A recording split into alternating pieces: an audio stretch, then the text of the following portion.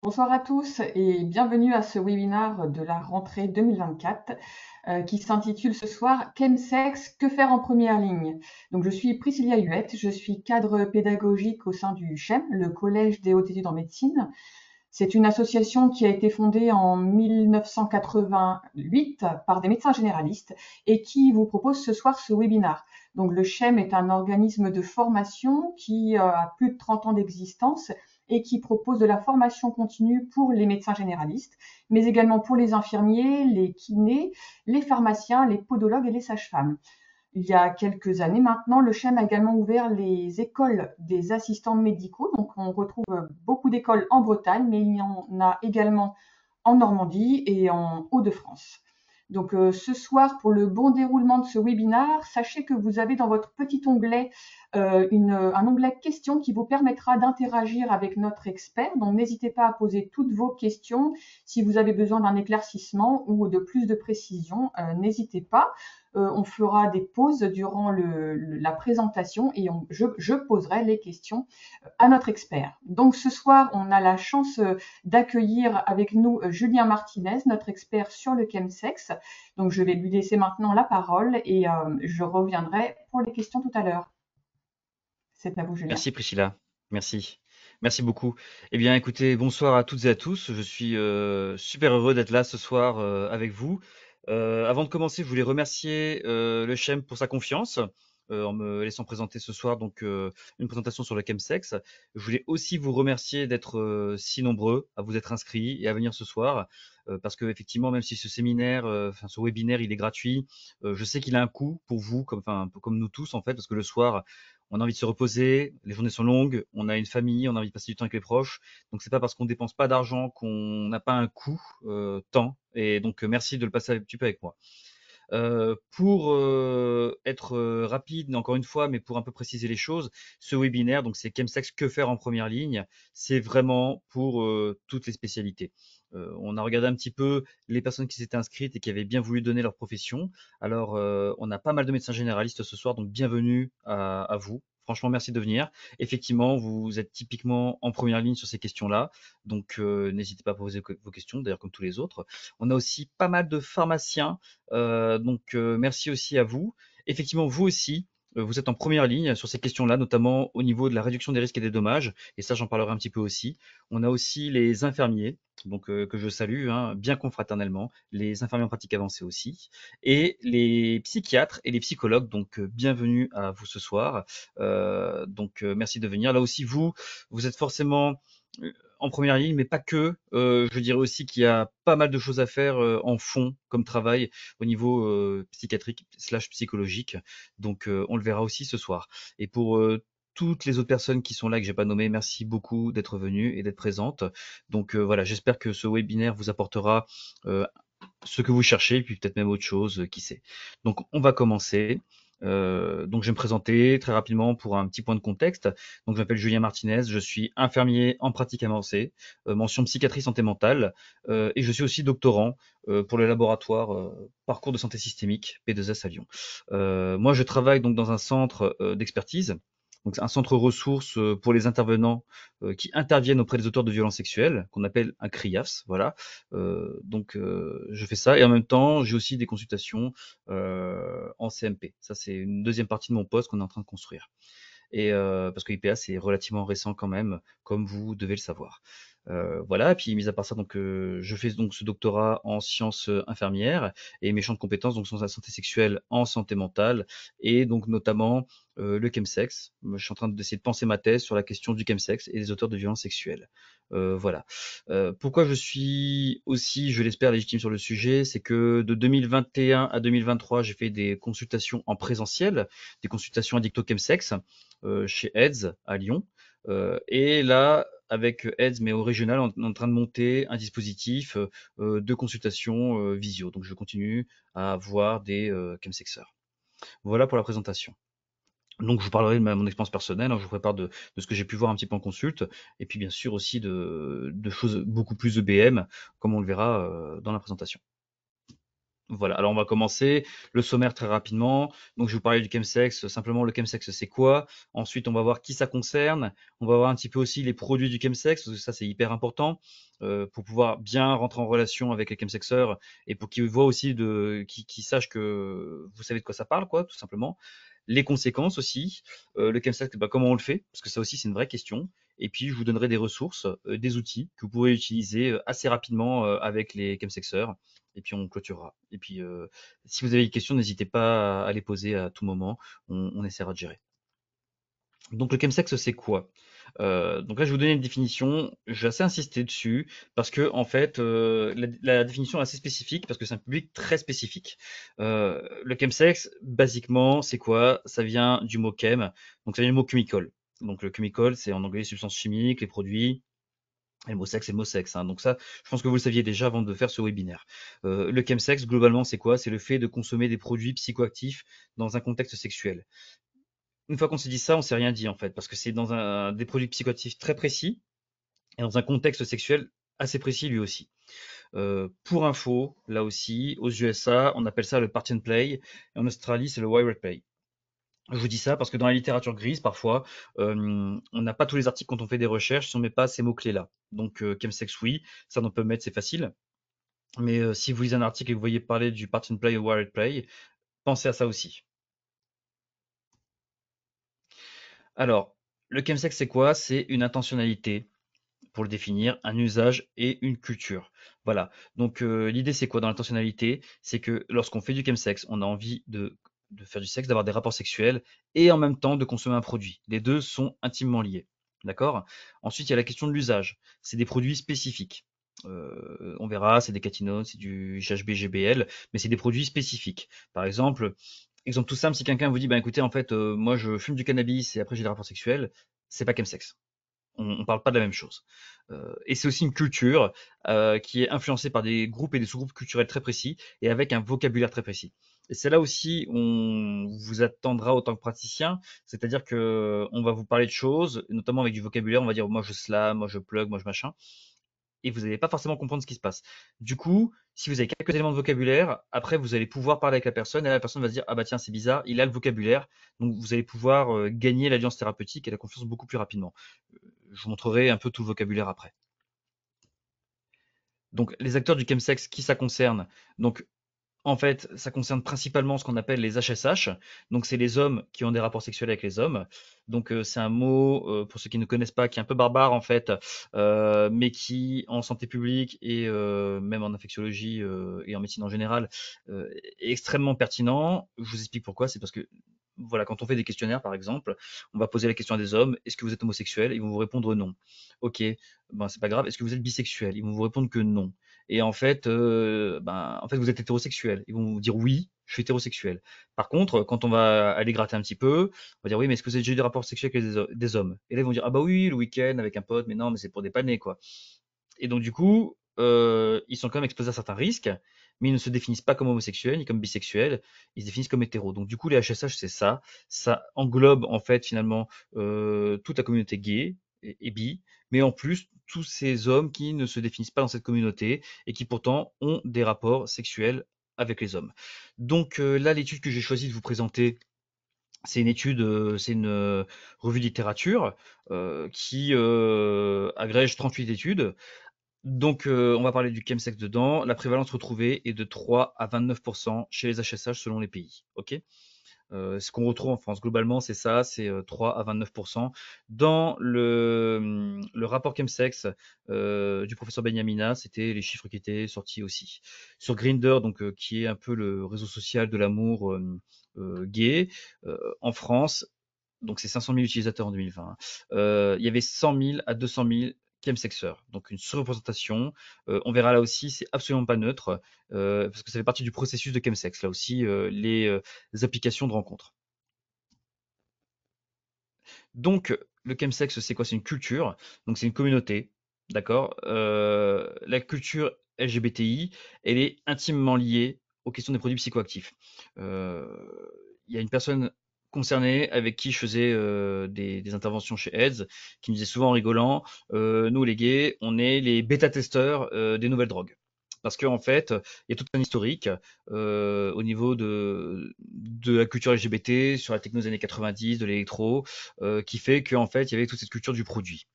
Mais c'est aussi une communauté dans le sens qu'il y a un impact communautaire sur le chemsex. On se pose la question aujourd'hui de la solitude gay, où en fait, effectivement, la communauté gay vit des problématiques de solitude importantes, en fait, où en fait, finalement, il y a l'écran des réseaux et c'est très difficile de faire lien. Et donc, du coup, la drogue devient un médium comme un autre, finalement. Et on se demande si c'est pas ça aussi ce qui va impacter le fait qu'on se retrouve aujourd'hui parfois avec 30% de chemsexeurs dans une communauté. Donc, on se demande si ça facilite pas les usages. Après, sur l'historique, il y a aussi le trauma commun, donc des violences, de l'homophobie, la transphobie, mais aussi du sida, le traumatisme commun. Le vocabulaire, donc c'est quoi le vocabulaire du chemsex? Alors c'est là où c'est particulier, parce que par exemple, ils vont, bon, si je vous dis qu'ils vont sniffer, c'est ok, hein, ça veut dire qu'ils vont sniffer le produit en intranasal, ok. En péros, ils peuvent dire donc c'est un parachute, c'est-à-dire qu'ils vont l'entourer un peu de papier à cigarette, le produit en cristal, par exemple, si c'est une catinone, ça peut être des cristaux, donc ils le mettent dedans et puis ils l'avalent, c'est du péros. Le slam, en fait, c'est de l'injectable, hein, c'est de l'IV, mais ils vont pas dire je me suis injecté, ils vont dire je me suis slamé. Voilà. Moi, au début, je crois que c'est le jeu de France 3. Hein. J'étais ouais, slam, c'est. Non, c'est slamé, c'est vraiment il s'injecte en fait. Après, il y a la question du plug. Donc, plug, c'est en intrarectal, où le produit peut être diffusé aussi. Le G-Hall. Alors là aussi, c'est problématique parce que le fait qu'on mette un nouveau vocabulaire, ça édulcore un peu les choses. C'est-à-dire que si la personne vient vous voir en disant, bah, écoutez, docteur, je crois que j'ai un problème, j'ai fait un coma, bon, on a intégré le truc que c'était un peu dangereux. Mais ils vont pas vous dire ça. Ils vont vous dire, ben ouais, en fait, j'ai fait une session de chemsex et en fait, j'ai fait un G-Hall. En fait, ça veut dire la même chose. Le G-Hall, c'est un coma, en fait. Mais c'est nommé autrement. Mais du coup, comme c'est nommé autrement, c'est parfois un peu compliqué d'activer la question de la gravité. Et donc, on en vient à la fin de la slide. SDU, c'est le terme PubMed, on pourrait dire, hein, le MESH, Sexualized Drug Use. Donc, c'est pour parler des autres. Ça veut dire quoi? Ça veut dire qu'en fait, globalement, le chemsex, comme je vous l'ai montré, comme je vous l'explique, en fait, c'est une consommation. Il y a des produits, il y a du sexe, il y a une pratique, il y a un usage, il y a une culture, la culture LGBT, la culture HSH. Ok. Mais on va dire oui, mais en France, il y a des gens qui consomment, ils sont chemsex.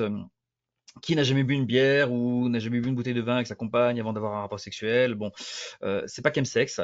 Par contre, il y a des gens, effectivement, aujourd'hui dans les milieux libertins qui vont commencer à consommer les mêmes produits en même temps, hein, ou des gens dans le milieu de la fête notamment qui vont avoir des usages de drogue dans des moments sexuels, mais c'est plutôt une consommation de drogue dans un contexte sexuel. On va pas utiliser le mot chemsex parce le mot chemsex appartient vraiment à une culture. Mais ça ne veut pas dire qu'il n'y a pas des usages de drogue dans un contexte sexuel. Voilà, on essaie de dissocier les deux quand même un petit peu pour bien cibler la problématique de santé publique. Le chemsex, c'est aussi un réseau. C'est aussi un réseau. Ah, bonsoir Marina. Le chemsex, c'est aussi un réseau, donc c'est des produits. Donc les produits, c'est quoi? On le verra en détail, hein. Donc c'est des catinones, ok. Donc c'est les nouveaux produits de synthèse, on appelle ça. C'est du GHB, GBL, c'est la même chose. C'est des produits qui sont disponibles sur Internet et c'est pas le dark web, hein. C'est vraiment, ils ont pignon sur rue. Je ne vous dirai pas les sites, mais c'est des sites, voilà, espagnols, néerlandais. Vous allez sur Google, vous tapez le nom du site et il y a un site qui apparaît, un site commercial avec des offres, des promos, enfin bah, Amazon de la drogue, quoi. Mais c'est pas un truc sombre, obscur, zone interdite. C'est vraiment, c'est pas le dark web, c'est vraiment le web classique. C'est vendu comme des salles de bain. Voilà, c'est là où on va dire que c'est légal, oui, mais c'est des salles de bain. Ne l'utilisez surtout pas pour sniffer, pour faire des trucs sexuels. Forcément, hein, ils vont se protéger. La molécule, une fois qu'elle est interdite en Europe ou en France, ben, ils vont la changer, ils vont la modifier. Exemple typique, par exemple, sur une catinone, la 3-MMC, il y a encore 2 ans, il y en avait sur le marché. Aujourd'hui, en tout cas à ma connaissance, la 3-MMC que vous avez, c'est plus la molécule 3-MMC. En fait, ils ont modifié la molécule, ils l'ont changé un tout petit peu, donc c'est pas exactement le même effet, donc faut faire attention à ça aussi dans la réduction des risques, de dire aux usagers, ben écoutez, même si c'est écrit 3-MMC dessus, même si c'est écrit le produit que vous achetez d'habitude, il faut toujours en consommer au moins que la moitié, juste pour tester, juste pour voir, à toute petite dose, pour voir si ça fait le même effet, parce qu'on ne sait jamais. Donc voilà pour les produits. De toute façon, je reviendrai là-dessus. Un maillage 3.0, donc c'est vraiment cette question des années 2020, quoi. C'est que, en fait, alors, ça existe, les dealers, ça existe. En tout cas, sur Lyon, ça existait. Il y a toujours des gens assez malins pour se dire qu'ils vont acheter des produits en masse et pour les revendre. Mais globalement, ce qui se fait sur le chemsex, c'est que c'est de la livraison à domicile, rapide, des produits sous pli discret. Donc voilà. Ça, c'est vraiment à être vigilant dans le processus, hein, des chemsexeurs, et ils vont se connecter aux applis de rencontre géolocalisés pour trouver des partenaires. Donc en fait, tout se passe sur le téléphone. C'est vraiment un processus rapide de la main jusqu'au lit, quoi. C'est-à-dire que ils ont le téléphone dans la main, ils vont chercher un partenaire, ils vont chercher du produit, ils vont lier les deux, et après, en moins de 48 heures, ils ont organisé un plan. Donc c'est là aussi où c'est extrêmement compliqué en termes de craving, c'est qu'ils peuvent se mettre en danger en allant sur Grindr, en allant chercher des plans où il y a déjà des consommateurs de chemsex, où ils vont aller taper de la consommation chez d'autres s'ils sont en craving et se mettre en danger, ou dans des rapports prostitutionnels d'ailleurs où ils n'ont pas vraiment envie d'y aller, mais bon, le gars il a du produit, donc ben j'y vais quand même parce qu'il va m'en prêter, quoi. Voilà. Donc pour bien insister là-dessus et pour bien que voilà vous connaissiez bien le périmètre du chemsex, on va reprendre un peu tout ça avec la définition, je dirais pas officielle, mais en tout cas, il y a eu des forums sur le chemsex, des forums européens, et celle-ci, donc, c'est une traduction de Thibaut Jedrzejewski, qui travaille au 190, qui est un centre de santé communautaire à Paris, et je le remercie pour cette traduction. Donc, en fait, tout usage de drogue en contexte sexuel n'est pas du chemsex. Voilà, c'est ce que j'essaie de vous dire depuis tout à l'heure. C'est plutôt une pratique particulière d'hommes ayant des rapports sexuels avec d'autres hommes, comme je vous l'ai dit, des personnes trans et non binaires participant au réseau de drague gay. Voilà, ça c'est la phrase importante, c'est que ça va participer au réseau de drague gay, que ce soit du cruising, donc des réseaux de drague gay à l'extérieur, ou du réseau internet, on va dire. Ok. Le chemsex s'attache spécifiquement au sexe gay car il fait partie d'un contexte affecté par donc le point de vue de la société sur les personnes LGBT, le trauma provoqué par le VIH/SIDA, les brimades chroniques envers les personnes LGBT. Ça, on appelle ça le stress minoritaire. J'ai pas le temps de vous en parler ce soir, mais si vous avez envie de noter sur un petit post-it le stress minoritaire, en fait, ça va vous parler de tout ça et du risque surajouté de troubles mentaux sévères chez les personnes LGBT parce qu'elles sont soumises à des stress dans la société. Ça a été prouvé par Meyer en 2003, et depuis il y a pas mal de travaux dessus qui ont été faits. Euh, mais de toute façon, vous tapez stress minoritaire dans PubMed, vous allez le trouver, vous inquiétez pas. Les brimades chroniques, la pression plus ou moins manifeste des pairs entre hommes gays, voilà la pression sexuelle. Dans le chemsex, je vais vous montrer les produits en fait, enfin je vais vous montrer, je vais vous expliquer. Ils ont des effets en fait. On les prend aussi pour avoir des effets performatifs en fait, parce qu'il y a une pression au sexe, il y a une pression à la performance, donc on va prendre ces produits pour ça en fait. Après, il y a l'importance d'activités ritualisées, partagées au sein d'un groupe stigmatisé. Euh, les technologies de rencontre et les saunas, voilà. Les facilités d'accès des KEMS via les applications. Et puis voilà, donc le fait que les HSH, trans et non-binaires, pratiquant le chemsex, peuvent aussi être des travailleurs du sexe, minorités ethniques, migrants et ou prison. Ils peuvent aussi avoir des pathologies psychiatriques, d'autres addictions, des handicaps, vivre avec le VIH, l'hépatite C, ou ne plus être en état de travailler. C'est vrai que dans le chemsex, aujourd'hui, on n'arrive pas à, enfin on n'arrive pas, on arrive à tirer des profils type, si vous voulez, mais il n'y a pas un profil type. Il n'y a pas voilà, l'image d'épinal du chemsexeur, ça n'existe pas en fait. Vous avez aussi bien des travailleurs du sexe que des jeunes précaires, que des migrants, que des patrons d'entreprise, que des personnes plus voilà dans la cinquantaine, voire même soixantaine parfois. Donc vraiment, c'est multiprofil. Le dénominateur commun, c'est la communauté. Et le trauma aussi, du fait du chemsex où on va consommer de plus en plus. Voilà. Donc on va arriver au produit du chemsex. Et là, je vous propose une première question. Alors, le premier petit quiz, je le lance.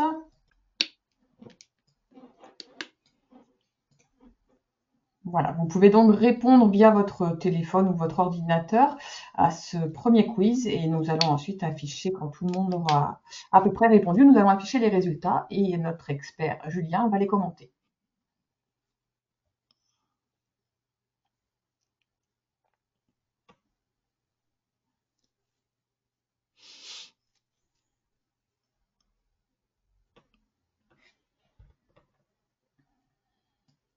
Alors, on va laisser les derniers répondre. Ça bouge encore. Je pense que là, on est pas mal. Je vous affiche les résultats? Ok. Allez, on y va. Alors, je vais compter les résultats en direct. Donc, merci. Vous avez été 82% à voter. Donc, du coup, la réponse A, les nouveaux produits de synthèse. 74% ont mis ça, et c'est vrai. Donc, dans le chemsex, on consomme pour ainsi dire, les nouveaux produits de synthèse. Donc, c'est tout à fait juste. Après, la réponse B, GHB, GBL. Donc, vous avez mis 77% que c'était ça qu'on consommait dans le chemsex. Et c'est vrai là aussi. Euh, la réponse C, c'est l'alcool. Donc, vous avez été que 13% à mettre de l'alcool. Et vous avez eu raison pour la plupart, car en fait, l'alcool n'est pas un produit utilisé dans le chemsex. Alors d'ailleurs, ça fait partie des savoirs expérientiels des chemsexeurs. L'alcool, c'est vraiment un truc qui est pas bon à mélanger avec tous les produits du chemsex. Donc du coup, en général, les chemsexeurs ne consomment vraiment pas d'alcool. Ils ont bien intégré que c'était un danger, ça. Et l'ecstasy MDMA, alors là, c'était la question où même moi je peux pas répondre. Parce que oui, effectivement, certains consomment, certains chemsexeurs consomment de l'ecstasy MDMA, d'accord, mais pas forcément dans un contexte de chemsex. C'est pas forcément une molécule, l'exta, estampillée chemsex. L'idée, c'est que c'est plutôt effectivement ce genre de produits qui sont aussi empactogènes, intactogènes. Quand on prend, voilà, de la MD, on a envie d'aimer tout le monde, voilà, donc on va avoir un rapport sexuel. Mais on se dit pas forcément, il faut que je performe, il faut que je fasse du sexe pendant plusieurs heures, parce que c'est ça en fait le chemsex, hein. On va aussi parler de la question de comment c'est fait. Et là en fait, on va pas prendre d'ecstasy en première intention, d'accord. Donc voilà. Est-ce que Priscilla, c'est vous qui fermez le sondage ou je peux le fermer moi? Alors, je vais le Ah fermer bah nickel, si nickel. c'est terminé, du coup. Ouais. Ouais, c'est terminé, ouais, Alors, c'est tout bon. Comme ça, on va passer parfait. au. Voilà. Donc, oui, parce qu'il faut savoir que le chemsex, en fait, je sais plus où je l'ai mis, mais j'en parlais maintenant. Tiens, ça se pratique en groupe principalement, voilà, mais aussi à deux ou seul. Mais globalement, en groupe, c'est des sessions qui peuvent durer 48-72 heures, où les personnes ne s'arrêtent pas. Donc en fait, l'idée, c'est d'avoir des produits qui aident à tenir. Et donc ces produits, c'est typiquement des nouveaux produits de synthèse. Alors les nouveaux produits de synthèse, c'est quoi? C'est des catinones.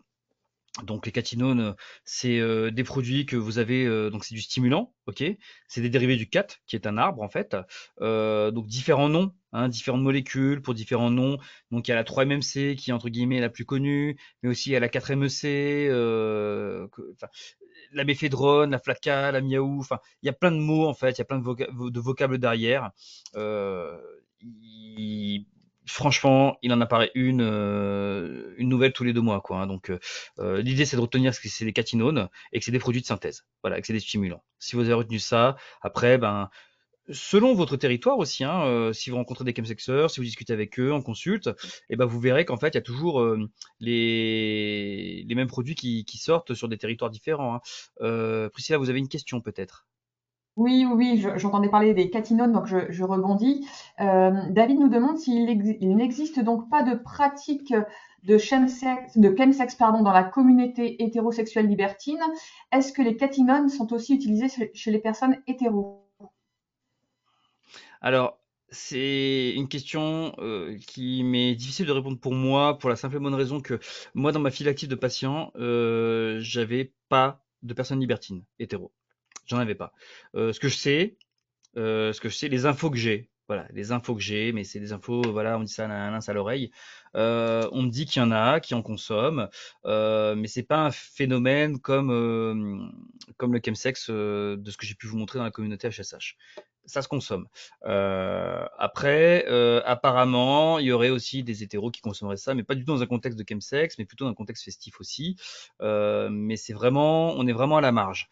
Euh, Après, aujourd'hui, à ma connaissance, j'ai pas d'études sur les hétéros et sur le chemsex. Il faut être très vigilant parce que j'ai vu une étude passer et une étude qui disait attention, le chemsex arrive chez les hétéros. Attention.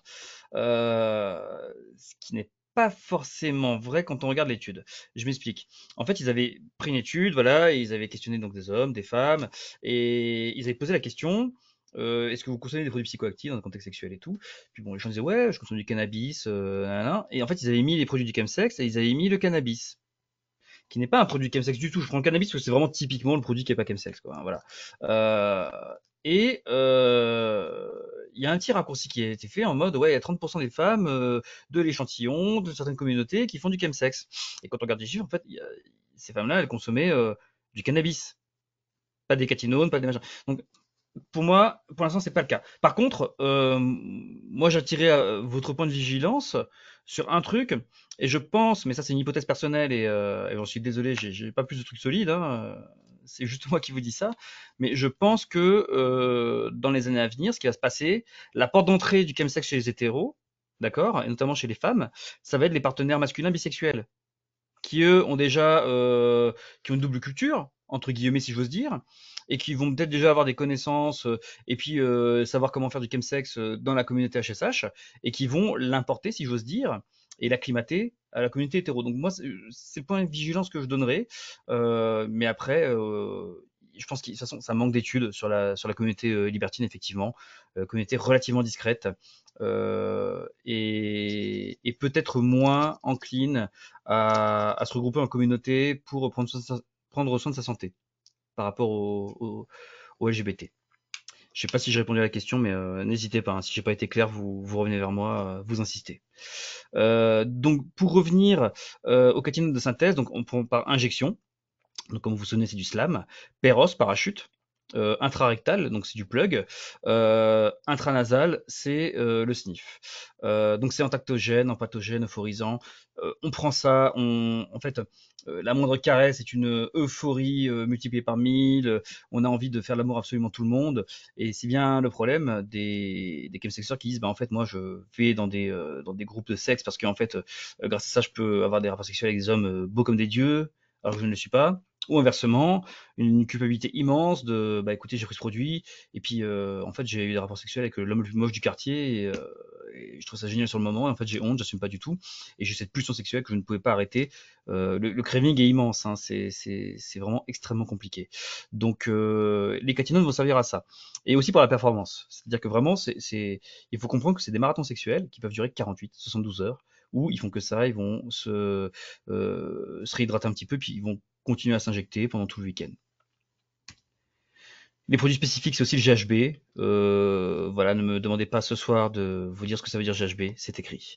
Voilà, et le GBL, en fait, c'est le précurseur du GHB, parce qu'en fait, le GHB, il synthétise en GBL une fois ingéré. Il faut retenir GHB, GBL, c'est, enfin, pardon pour les chimistes, hein, c'est un peu la même chose dans l'esprit pour les chemsexeurs. C'est Peros, donc c'est un stimulant. Et oui, alors à la base, ça se trouve sur internet, c'est un solvant décapant. Hein, voilà. Et il y a différents noms pour ça aussi, c'est l'AG. Voilà, c'est euphorisant, c'est amnésiant. Alors certes, c'est la drogue du violeur, mais en fait, eux, ils le prennent en microdose. Et ce qui fait que ça les excite. Hein. Ils vont dire que ça les excite, ça donne une sorte de libido décuplé, ils se sentent un peu chauds comme ça. C'est un peu le vocable que vous allez avoir quand vous allez questionner un peu sur le produit de l'effet positif, en tout cas l'effet recherché. Euh, voilà, donc grosso modo, sur l'image d'Épinal, pour reprendre un peu cette expression, des produits, c'est plutôt catinone et GHB-GBL.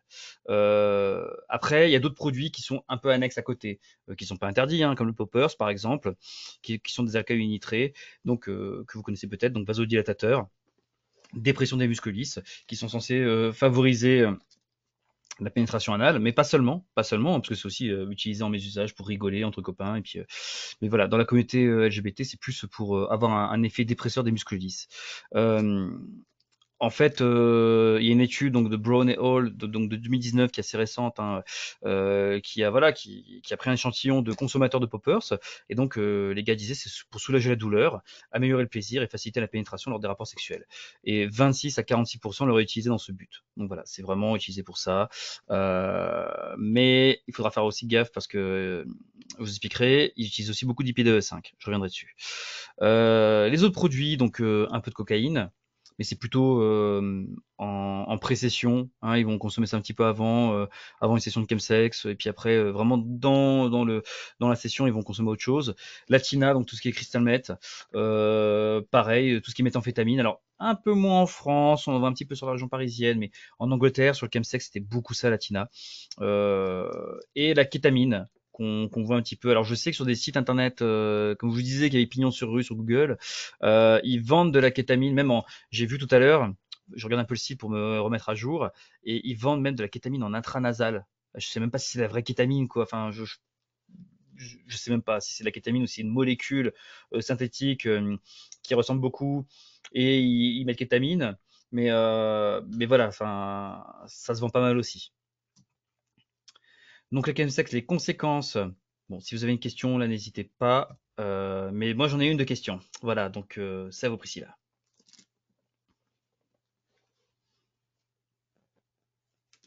Donc, à nouveau, un petit quiz. On y va. C'est à vous.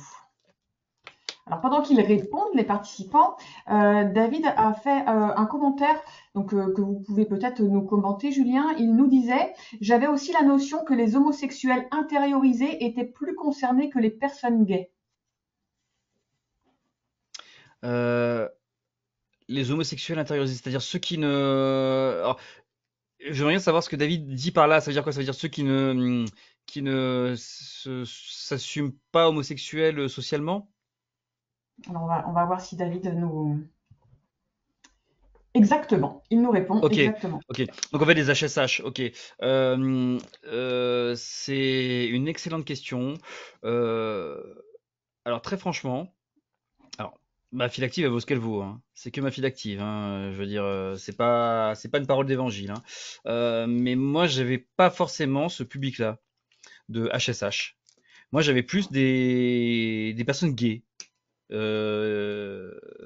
j'avais plus enfin ouais, j'avais même plus. Ouais, franchement. Enfin 90% quoi. Et encore, je vous dis 90% parce que j'ai un doute sur les 10% en me disant bah, peut-être que je passe à côté d'un truc ou j'oublie, mais non, non, en tout cas, moi, dans la pratique, à Lyon, après là, les consultants visio, je sais pas ce qui va se passer. Peut-être que j'aurai, parce que faut savoir un truc, c'est qu'on a des grosses problématiques de chemsex sur la ruralité. Parce que le chemsex, en fait, on peut commander partout, on reçoit partout, et en fait, Grindr, c'est partout aussi. Donc ça, c'est un truc où on se dit, ouais, c'est les grandes villes, le chemsex, c'est les grandes villes, c'est la folie, mais c'est aussi les ruralités, et encore plus, et effectivement, alors je sais pas si c'est des personnes gays qui ne s'affirment pas, ou qui ne se sont pas affirmées en société, mais en tout cas, dans la ruralité, on est sur des profils différents, effectivement, et c'est là où il faudra être extrêmement vigilant dans les années à venir, parce que, et c'est là, je pense, qu'il faudra concentrer tous les efforts, parce que effectivement, on a des problématiques et des échappements de la consommation chez ces personnes-là, où je dirais qu'il faudra faire gaffe parce que c'est vous qui êtes en première ligne justement qui réussirez à les capter. Parce qu'il y a un truc, c'est que par exemple dans la communauté gay, je pense que les personnes gays ont intégré que maintenant il y a plein de trucs qui existent comme la PrEP, les centres de santé communautaires, on prend soin de sa santé, comme il y a plus de risques pour les personnes gays, pour certaines infections sexuellement transmissibles, il y a vraiment une prise de conscience d'une prise en soin collective. Mais pas chez les HSH, pas chez tous, qui passent sous les radars, effectivement. Donc, je sais pas s'ils font plus de chemsex, genre s'ils sont pas bien dans leur peau et qu'ils font plus de chemsex, je pense pas. Par contre, ce qui est vrai, c'est que on verra sûrement moins d'HSH, pardon, aller dans un centre de santé communautaire orienté LGBT. Ça, c'est vrai. Et donc, du coup, il faudra que ce soit les gens en première ligne qui aillent récupérer ce public-là. Donc, vous, Merci, voilà. Julien. Donc, Bah, de avant de rien. donner la réponse à ce quiz, il y a William qui nous fait une petite précision, notamment sur la kétamine. Il nous dit: la kétamine intranasale est disponible pour traiter les dépressions résistantes. Oui, tout à fait, mais alors elle est disponible, mais euh, dans des pharmacies. Alors que là, c'est pas du tout. Enfin, là, enfin, c'est vraiment sur un site. Moi, je l'ai vu tout à l'heure, c'est sur un site qui vend que des produits chemsex. Donc du coup, je sais même pas si c'est de la vraie kétamine intranasale. Donc effectivement, je pense que c'est du produit qui doit ressembler à la kétamine et qui s'injecte. Aujourd'hui, je pense que la kétamine en intranasale, effectivement, qui est utilisée pour la dépression, enfin, il y a certains critères précis. Je pense que effectivement, le fait qu'il y ait le mot kétamine, bon, je fais un peu une digression là, hein, ça fait quand même peur. Donc bon, on s'amuse pas trop avec et les recommandations sont assez rigoureuses. Est-ce que d'ici quelques années, il y aura mes usages? On peut imaginer, de toute façon, je crois que on doit pas critiquer un produit parce qu'il y a un mésusage. Je veux dire, moi, j'ai eu des patients qui avaient un mésusage avec le Mercalm, hein, donc qui était un médicament qu'on donne quand on a des nausées en voiture, donc et qui se droguait avec ça. Donc, finalement, il faut pas regarder ça, mais plutôt l'intérêt pour le patient. Dans les kétamines, enfin, on attendra de voir ce que ça donne en intranasal pour la dépression résistante, mais oui, je pense que de toute façon, on sera amené dans les prochaines années à avoir des mésusages de ces produits-là, comme on en a du Tertian ou du Loxapac, ou des produits qui, de base, on se dit, bon, c'est pas hyper sexy de se défoncer avec, mais les gens consomment quand même, hein. Très bien, merci. Donc, voici les résultats du quiz. Alors, quelles sont les molécules avec un fort risque d'interaction? Alors, bon, j'ai triché un peu parce que, en fait, par fainéantise intellectuelle, j'aurais dû en mettre deux ensemble. Mais effectivement, vous avez raison. En fait, globalement, collectivement, vous avez raison. Toutes ces molécules ont un fort risque d'interaction. Alors, l'alcool, vous avez bien compris et vous avez mis à 74%. Les catinones, vous l'avez mis à 42% et effectivement, il y a un risque d'interaction. Euh, Peut-être, je dirais, sans dire trop de bêtises, hein, que c'est celui qui est finalement le moins à risque quand on voit le Viagra et le Poppers ensemble. Là, par contre, il y a un très fort risque d'interaction. Il y a des gens qui ont fini en réa, voire qui sont morts. Je vous expliquerai tout à l'heure. Donc, effectivement, de toute façon, toute molécule comme ça, c'est extrêmement dangereux. On peut fermer le sondage et on va continuer sur les interactions. Et donc c'est parti, on y va. Alors je suis désolé, je ne suis pas chimiste ni pharmacien, mais je vais essayer de faire un petit truc très résumé. Donc effectivement, l'alcool, comme vous le voyez en haut à droite, il y a un risque majeur d'interaction avec le GHB, GBL, kétamine, les benzos. Mais j'aurais pu mettre aussi ce qu'il y a en bas. Euh, la MDMA, tout ce qui est MDMA, amphétamine, cocaïne, tout ce groupement-là, tout ce cluster, il a fort risque d'interaction avec tout ce qu'il y a au-dessus. D'accord? Là, c'est hyper résumé, mais c'est vraiment pour vous faire pour que vous ayez une vision un peu globale. Donc avec un risque de perte de connaissance, coma, décès, donc de G-Hall, comme on dit. Alors, petit point précis, euh, G-Hall, c'est le coma pour le GHB, le G-Hall. Mais si la personne avait fait une perte de connaissance avec de la kétamine, il aurait dit un K-Hall, un K-Hall. Voilà, voilà, je le dis. Et Poppers, alors ça, je voudrais vraiment attirer votre attention là-dessus. Le poppers et les IPDE5, donc tout ce qui est Viagra, sildenafil, voilà, Cialis. Attention, risque d'arrêt cardiaque. En fait, ce qui va se passer, c'est que c'est deux vasodilatateurs, ok. Donc le poppers, c'est un vasodilatateur, l'IP2/5 aussi, enfin Viagra, c'est un vasodilatateur. Donc en mélanger deux, ça vasodilate tout, et en fait, ça désamorce la pompe cardiaque. Et ben, il y a un risque de décès, quoi, hein, tout simplement par arrêt cardio-respiratoire. Voilà, ça c'est vraiment le truc. Il faut encore éduquer les gens. Parce que parfois, dans les sessions de chemsex, ben forcément, il faut assurer. Donc on prend des produits, et puis après, ben, on est fatigué, donc il n'y a plus d'érection, donc du coup, on va prendre du Viagra. Du Viagra qui se vend aussi sur le marché noir, je tiens à le préciser. Je pense que vous le savez déjà, mais voilà. Soit on peut l'acheter sur des pharmacies online ou via des dealers. Donc en fait, c'est assez facilement accessible, hein, le Viagra, sans ordonnance. Et donc ça vraiment, c'est vraiment le point. Alors si ce soir vous retenez pas d'alcool et puis la question des IP2E5 et du poppers, c'est déjà super en termes d'interaction. Franchement, vous allez sauver des vies. Vraiment, je dis, c'est pas, c'est vraiment pas que de grossir le trait que de dire ça. Après, la question des conséquences. Donc il y a les conséquences physiques. Donc bien sûr la dépendance, hein, ça c'est la conséquence numéro un. Il faut savoir que le chemsex, alors ça a été un vrai débat parce que le chemsex, on a une période compliquée. J'ai eu une période compliquée avec les chemsexeurs. Alors ça a été le Covid déjà. Parce qu'ils étaient tout seuls, c'était extrêmement compliqué. Ils étaient un peu dans une sorte de stress où ils avaient aussi ben, le produit pour gérer. Du coup, ils faisaient du chemsex, mais du coup, ils culpabilisaient parce qu'ils faisaient du chemsex alors qu'il y avait le couvre-feu, que c'était interdit et que du coup, c'est des mauvaises personnes. Donc, grosse culpabilité là-dessus. Et donc, du coup, on n'arrivait plus trop à les atteindre, les chemsexeurs. Après, autre événement marquant comme ça d'actualité, Pierre Palmade. L'effet Pierre Palmade, ça fait vraiment beaucoup de mal parce que en fait, à un moment, déjà ils se sont sentis mal par rapport à ça et c'était un peu plus compliqué qu'ils accèdent aux soins à cause de ça. Donc il y a la question de la dépendance, de la perte de poids. Parce qu'en fait, à un moment, ils font plus, enfin, l'échappement de la consommation, il faut comprendre que, mis à part acheter de la conso, de temps en temps manger un bout, mais ils font plus que ça, plus que ça, plus que ça. Et des gens sur un mois qui peuvent perdre 5, 10 kilos sur des produits spécifiques comme la Crystal Meth, Latina, les dentations. C'est typique de la tinasse, hein. Ils vont perdre leurs dents, en fait. La déshydratation, ça c'est le truc aussi. Quand on prend des produits, on n'a plus la notion du temps et on n'a plus la notion de la soif.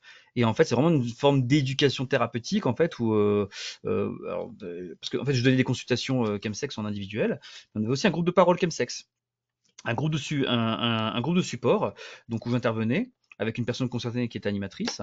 Et en fait, on parlait pas mal de hydratation parce qu'en fait, ils disaient tous, bah ouais, moi j'oublie de m'hydrater et tout. Donc en fait, ça peut être extrêmement dangereux. Donc il y a vraiment tout un truc à mettre autour de ça, de stratégie, hein, et vous pouvez les aider à mettre des stratégies en place avec, par exemple, tout ce qui est, comment dire, euh, les entretiens motivationnels, hein, où en fait, on va dire, bah voilà, vous achetez des petites bouteilles d'eau, il y a des mecs avant les sessions, pour leurs partenaires et tout, ils achètent, ils mettent plein de petites bouteilles d'eau voilà, comme ça, dans le frigo, et puis en fait, il y a un réveil, et puis à un moment, allez les gars, on va prendre de l'eau, on va s'hydrater, et puis, enfin, vraiment, à un moment, ils sont organisés comme ça, quoi, pour se protéger et pour faire de la réduction des risques. Le risque infectieux, donc les IST, bien sûr, hein, je ne vais pas les nommer, hein, hépatite A, hépatite B, hépatite C, bien sûr. Qu'est-ce qu'il y a d'autre? Le VIH, tout simplement. La syphilis qui revient, hein, point de vigilance. Le Mpox, là aussi, point de vigilance sur le Mpox. N'hésitez pas à vacciner ces populations à risque de Mpox. Alors, j'ai pas les recos en tête, mais je vous invite à le regarder. Là, ils ont fait de nouvelles recos en même temps. Il y a, je crois, une revaccination à faire pour ceux qui ont eu des doses l'année dernière. Enfin, je voudrais pas dire de bêtises, mais voilà. Pensez-y, gardez-le dans un coin de votre tête.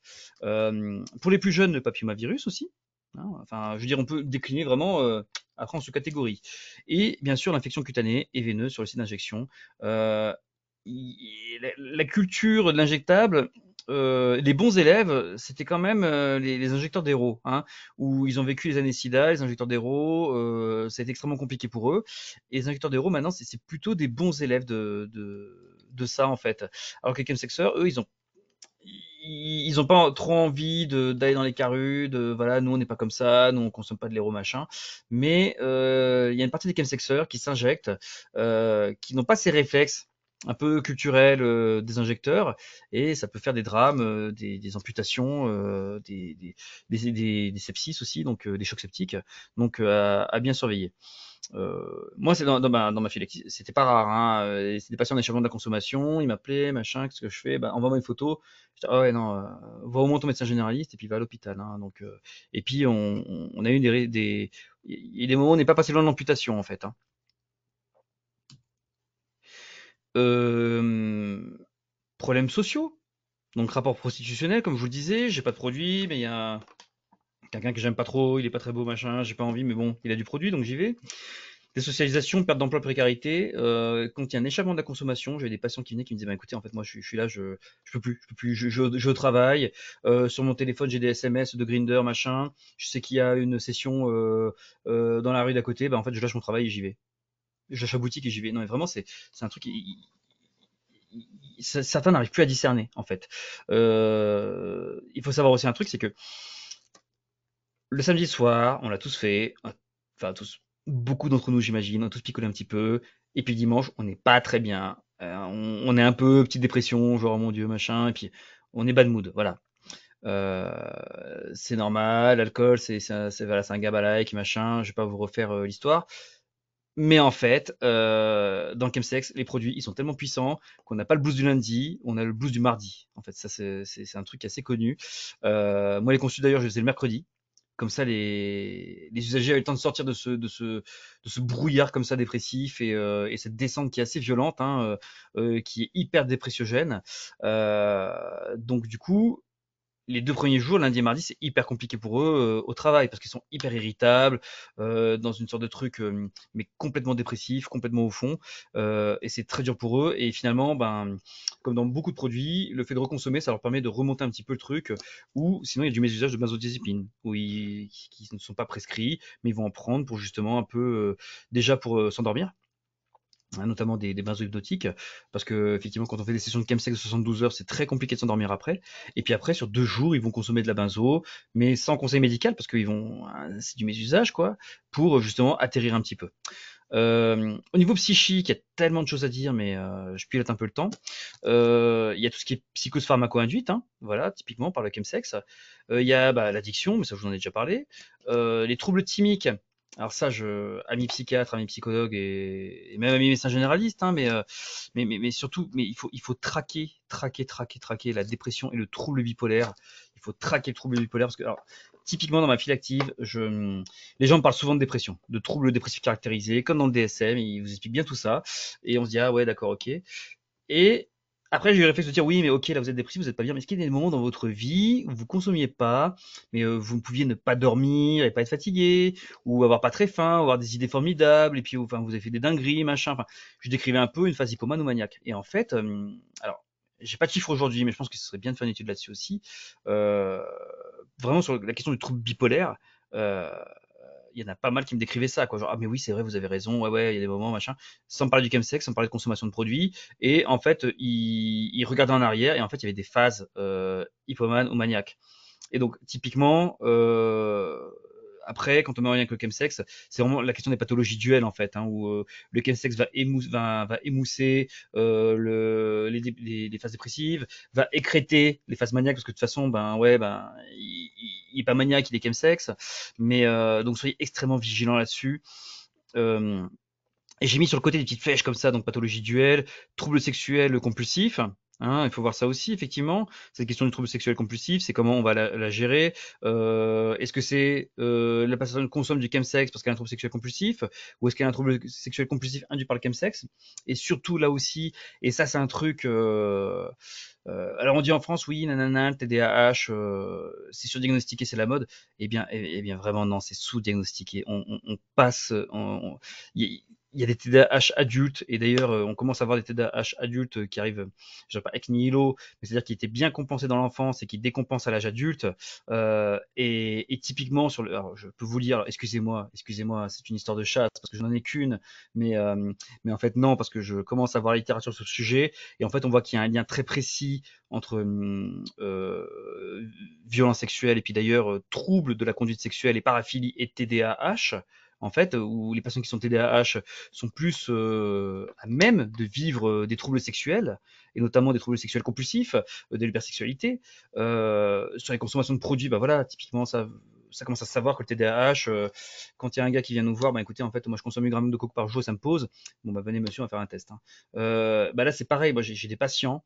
Moi, j'ai un patient en tête très précis qui avait un échappement complet de sa consommation. Il se il s'arrêtait plus, c'était plus possible pour lui, il ne tenait plus. Enfin, c'était extrêmement compliqué, je savais plus quoi faire, hein. Et donc, du coup, on a essayé même de l'amener plusieurs fois aux urgences. Enfin, extrêmement compliqué. Et il arrivait pas à arrêter. Et en fait, je revois un mois après. Et le mec, il vient dans le petit salon, je consultais, hyper posé, machin. Salut Julien, comment tu vas et tout, machin. Ouais, bah écoutez, ouais, je vais bien, mais vous, ça va et tout. Ouais, écoutez, Julien, vous savez. Puis c'était quelqu'un qui était hyper timide, qui était, ouais, ouais, il parlait comme ça, et puis ça parlait super vite, des idées allaient hyper vite dans sa tête. Et là, il était, ouais, écoutez, Julien, ouais, bah, écoutez, vous savez quoi?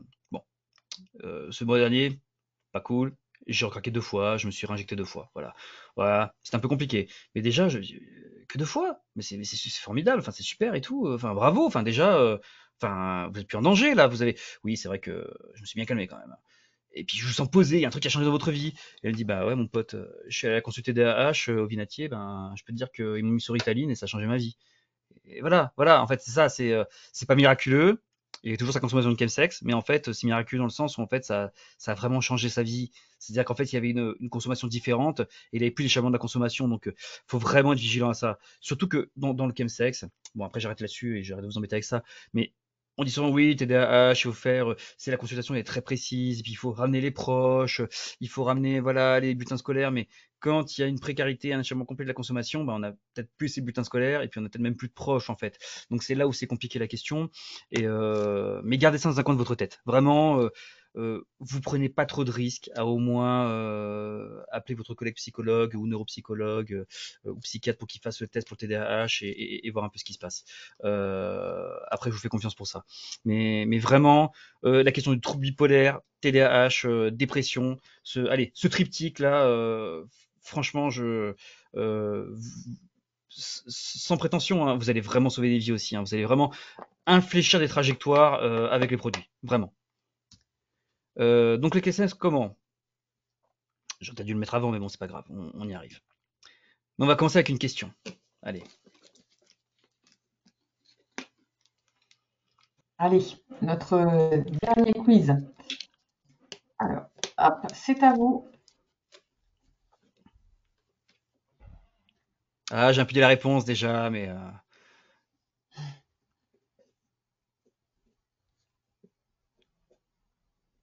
Ça répond vite.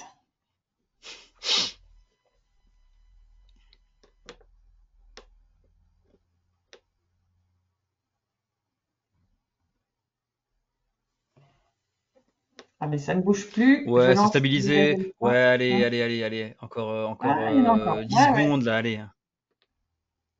On est à 85%. Allez, on s'arrête à 85%, c'est très bien. Eh ben écoutez, Allez, l'intelligence collective a encore une fois gagné, puisque vous avez toutes et tous raison. En fait, toutes les réponses étaient justes. En fait, c'est à plusieurs. Alors 100%, c'est tout à fait ça. Parce que finalement, de base, c'est à plusieurs. À deux aussi, ça se fait. Seul aussi, et sur des vidéos porno aussi. Sur internet, alors je vous invite pas à y aller dessus, mais effectivement, il y a des usagers qui me disent, ben ouais, en fait, je suis en sevrage, mais en fait, moi j'ai besoin de, quand je fais l'autosexualité, que je regarde un porno, ben j'ai besoin de regarder, parce qu'il y a tout ce qui est ce qu'on appelle la paraphernalia en fait, hein, tout ce qui est d'excitation comme ça, de voir une seringue, de voir un garrot, de voir eux, ce qu'ils vont en décrire aussi, c'est dans la sexualité, dans dans le truc un peu pulsionnel, c'est, j'aime bien, je mets mon aiguille et je vois le quand je touche la veine, il y a le sang qui sort dans la pompe et eux, c'est, enfin, souvent ce qu'on me disait, c'est: «Ouais, ça m'excitait ça, c'était le truc qui, voilà». Donc du coup, c'était aussi du film porno. J'en profite pour dire qu'effectivement, quand on est en sevrage complet, parce qu'après il y a des gens qui arrivent à faire du chemsex, comme dirait Fred Bladou, donc un des responsables de chemsex de chez Heads, sur BFM, une fois il avait dit: «Il existe des chemsexeurs heureux», pour paraphraser, il n'y a pas de drogués heureux, hein, mais il existe des chemsexeurs heureux. Et en fait, les chemsexeurs, on ne sait pas qui. On prend la population de chemsexeurs, voilà, vous prenez toute la population de chemsexeurs, vous les regardez, on ne sait pas qui va avoir un déchirement de la consommation, c'est ça le problème. Il y en a qui vont juste avoir un mésusage, voilà, et puis bon, de temps en temps, puis ça va se calmer. Et puis il y en a, ils vont avoir un déchirement complet, et on estime ce nombre de gens qui vont tomber dans l'addiction complète, machin, total, à 30%. Mais on ne sait pas qui va tomber et quand. C'est ça le problème. Donc ça, c'est la première des choses. La seconde, c'est que quand les chemsexeurs arrêtent le chemsex, il faut retourner au sexe, j'appelle ça le sexe bio, c'est-à-dire le sexe sans chimie, quoi. Et c'est hyper compliqué parce qu'en fait, enfin, en gros, c'est là où les sexologues sont complètement compétents pour intervenir là-dessus. Et c'est là, en fait, on voit que le chemsex, c'est même pas de la pathologie duelle, c'est qu'en fait, c'est de la prise en charge, mais une prise en charge, vous allez avoir le médecin généraliste qui va le suivre pour la PrEP, par exemple. Ça va être l'infirmier de XAPA, ça va être son psychiatre, peut-être pour un TDA ou un trouble bipolaire. Ça va être le sexologue qui va l'aider à le rééduquer sexuellement, en fait, ou ben, comment faire renaître le désir, le fantasme, l'envie, ben, sans produit. Et ça, c'est hyper compliqué. Il y en a qui sont obligés de passer par, enfin, qui se sentent obligés en tout cas, ou qui ont mis cette stratégie en place ouais, ben, pendant un an, ils sont abstinents, quoi. Parce ils ont pas d'autres moyens. Donc voilà. On peut fermer le sondage. On va continuer. Donc voilà, et donc le chemsex en groupe ou à deux. Une session c'est plusieurs jours, je vous l'ai déjà dit. Partenaires multiples durant le week-end. Le risque c'est que c'est des gens qu'on connaît pas, qui viennent dans la maison, qui peuvent voler des trucs. Ça arrive souvent, ça, hein. Il y a des mecs qui viennent dans les parties, et soit il y a des agressions, soit il y a des vols, ou soit il y a des viols. Ouais. Donc la descente est sur 48-72 heures. Euh, les, les réseaux sociaux, c'est Grindr, Hornet, voilà. Alors, ils vont pas dire plan avec de la drogue chemsex, hein, ils vont pas écrire ça. Ils vont écrire aussi, il y a aussi un vocabulaire. C'est-à-dire qu'ils vont écrire plan planant, plan chem, voilà. Et au final, on consomme seul. Alors, je vais vous montrer une phrase qui est assez typique, qui est une phrase issue d'un chemsexeur anonyme, mais qui est hyper juste en fait, et qui résume le chemsex. C'est-à-dire que le chemsex au début, on consomme pour baiser, hein, la performance, tout ça, on va consommer pour baiser bien, pour baiser fort, pour baiser, voilà. Ensuite, on baise pour consommer. C'est-à-dire qu'on a bien envie du produit, mais bon, il faut aller baiser pour ça. Donc, ben, du coup, on va baiser, on va se forcer un peu pour consommer. Et à la fin, on consomme sans baiser. Voilà. Et donc, les gens, ils sont tout seuls devant leur écran, à s'injecter, à essayer de trouver une veine. Et ils sont complètement désocialisés. Voilà. Donc, citation d'un chemsexeur. Donc au final, le chemsex, c'est quoi? Donc c'est une culture, donc HSH, du produit au partenaire, tout se fait en ligne, par téléphone, par smartphone, je dirais même. Euh, un contexte, donc en groupe, seul, une consommation, sexe plus drogue. Donc voilà. Donc qu'est-ce qu'on fait? Donc maintenant, je vais vous donner les outils parce que on est là pour ça. C'était la promesse. Donc maintenant, je vous les donne. Donc l'idée d'une intervention bref, pardon, et repérage précoce orienté usage et chemsex. Alors là, n'hésitez pas encore plus à me poser des questions.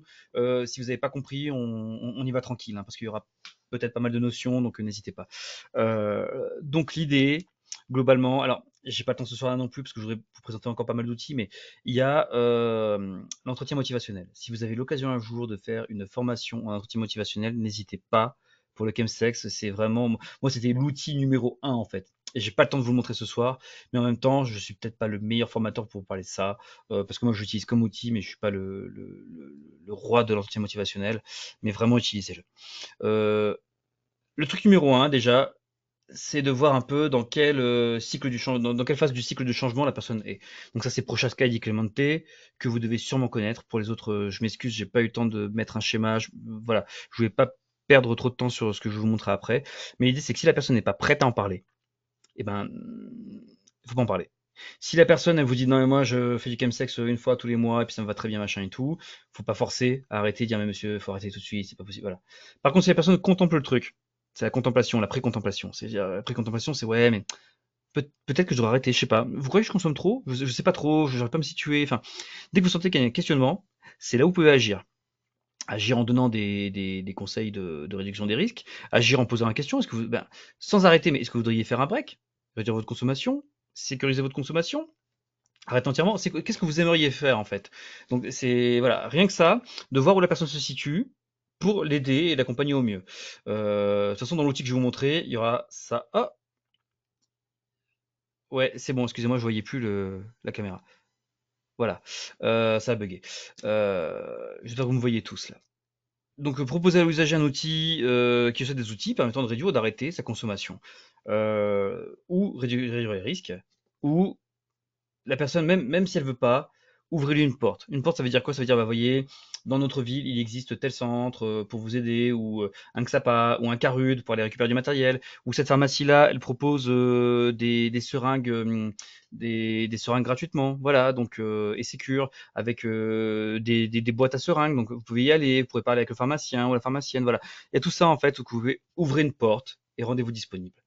Donc, un, c'est l'anamnèse, donc présentation mutuelle, échange sur les consommations, le rythme, les produits, la fréquence, quel type de partenaire, motivation de l'usager. Alors là, vous vous dites, ok, il est gentil, mais je vais jamais retenir ça. Mais vous inquiétez pas, j'ai fait un outil. On va en parler. Donc l'addiction, c'est un peu compliqué sur le chemsex, hein, parce que les experts ils vont voir, est-ce que c'est le comportement, est-ce que c'est le produit, est-ce que c'est l'addiction sexuelle, l'addiction au produit, est-ce qu'il y a un craving, antécédent des consommations, est-ce qu'il y a des polyconsommations? Alors polyconsommation, on peut se dire effectivement GHB plus catinone, mais aussi est-ce que la personne elle est malade de l'alcool à côté? Ça aussi, hein, je veux dire, il y a des gens qui aiment sexeurs, mais aussi à côté qui ont quand même une consommation d'alcool quand ils aiment sexe pas qui est assez importante, en tout cas dans le mésusage. Le tabac aussi, enfin, je veux dire, faut tout screener. Troubles psychiques, bah ça j'en ai déjà bien parlé, mais c'est la question des antécédents, la dépression. Sur les antécédents, posez bien la question dans vos proches, parce que ça aussi c'est l'astuce. Hein. Alors, je m'excuse pour les psychologues et les psychiatres parce que j'ai enfoncé une porte ouverte, mais pour tous les autres, on n'a pas forcément notion. Euh, en fait, c'est quand même un bon marqueur quand le chemsexeur il vous dit oui, bah non, non, moi ça va. Bon, ok, ma grand-mère était bipolaire, mon oncle s'est pendu, mon père avait un trouble de l'alcool et s'est pendu, enfin, et qu'il vous décline toute la famille qui a eu des suicides et des troubles dépressifs. Et alors sans nommer le trouble bipolaire, mais quand il y a voilà, quand il y a pas mal de troubles comme ça, notamment des crises suicidaires et des troubles bipolaires, on peut se dire que, enfin, on, on peut se dire qu'il y a peut-être un trouble sous-jacent, un trouble thymique sous-jacent. Donc ça, c'est vraiment le truc. Les antécédents, c'est pas mal, antécédents familiaux. Et si vous avez un partenaire ou quelqu'un proche à disposition qui peut vous parler de la personne, alors ça, c'est formidable, parce que ça permet aussi de détecter des choses que l'autre ne voit pas forcément. Euh, je vous limite traquer le trouble bipolaire, excusez-moi, j'insiste là-dessus, mais c'est vraiment presque central. Vigilant sur le trouble de la personnalité, notamment le trouble état limite, où effectivement on peut avoir des consommations de toxiques, un dépassement des limites et une prise de risque extrêmement importante. Vous voyez si la personne a des risques a des signes de psychose pharmacologique, quand vous la voyez, voilà, tout simplement. Et évaluation du risque suicidaire systématique. Moi, je sens systématique, j'avais toujours des surprises, hein, vraiment.